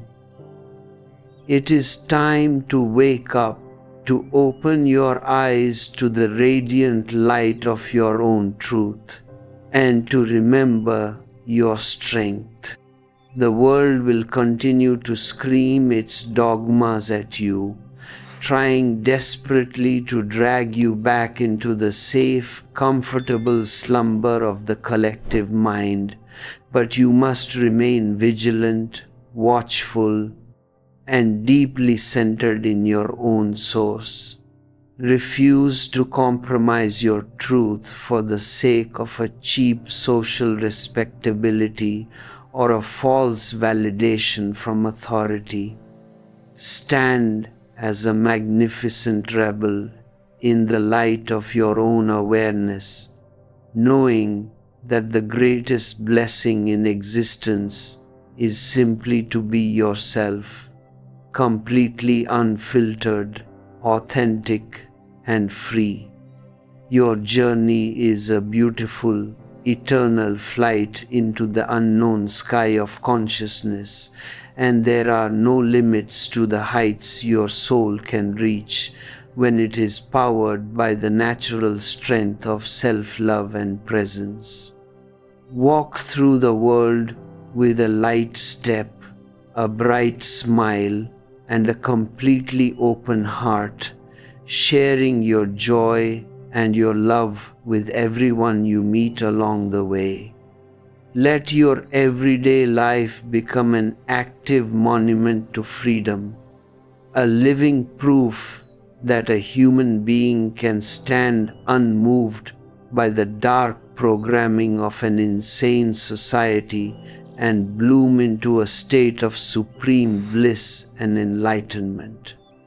The universe has chosen you to be here at this exact moment in history to manifest its own beauty through your unique presence. Answer that sacred calling with the absolute fullness of your being, and let your unique dance begin. If these words have struck a chord deep within your being, if you feel the old armor of conditioning beginning to dissolve, do not leave this space without leaving a footprint of your presence. Leave a comment sharing which part of this discourse touched your soul today.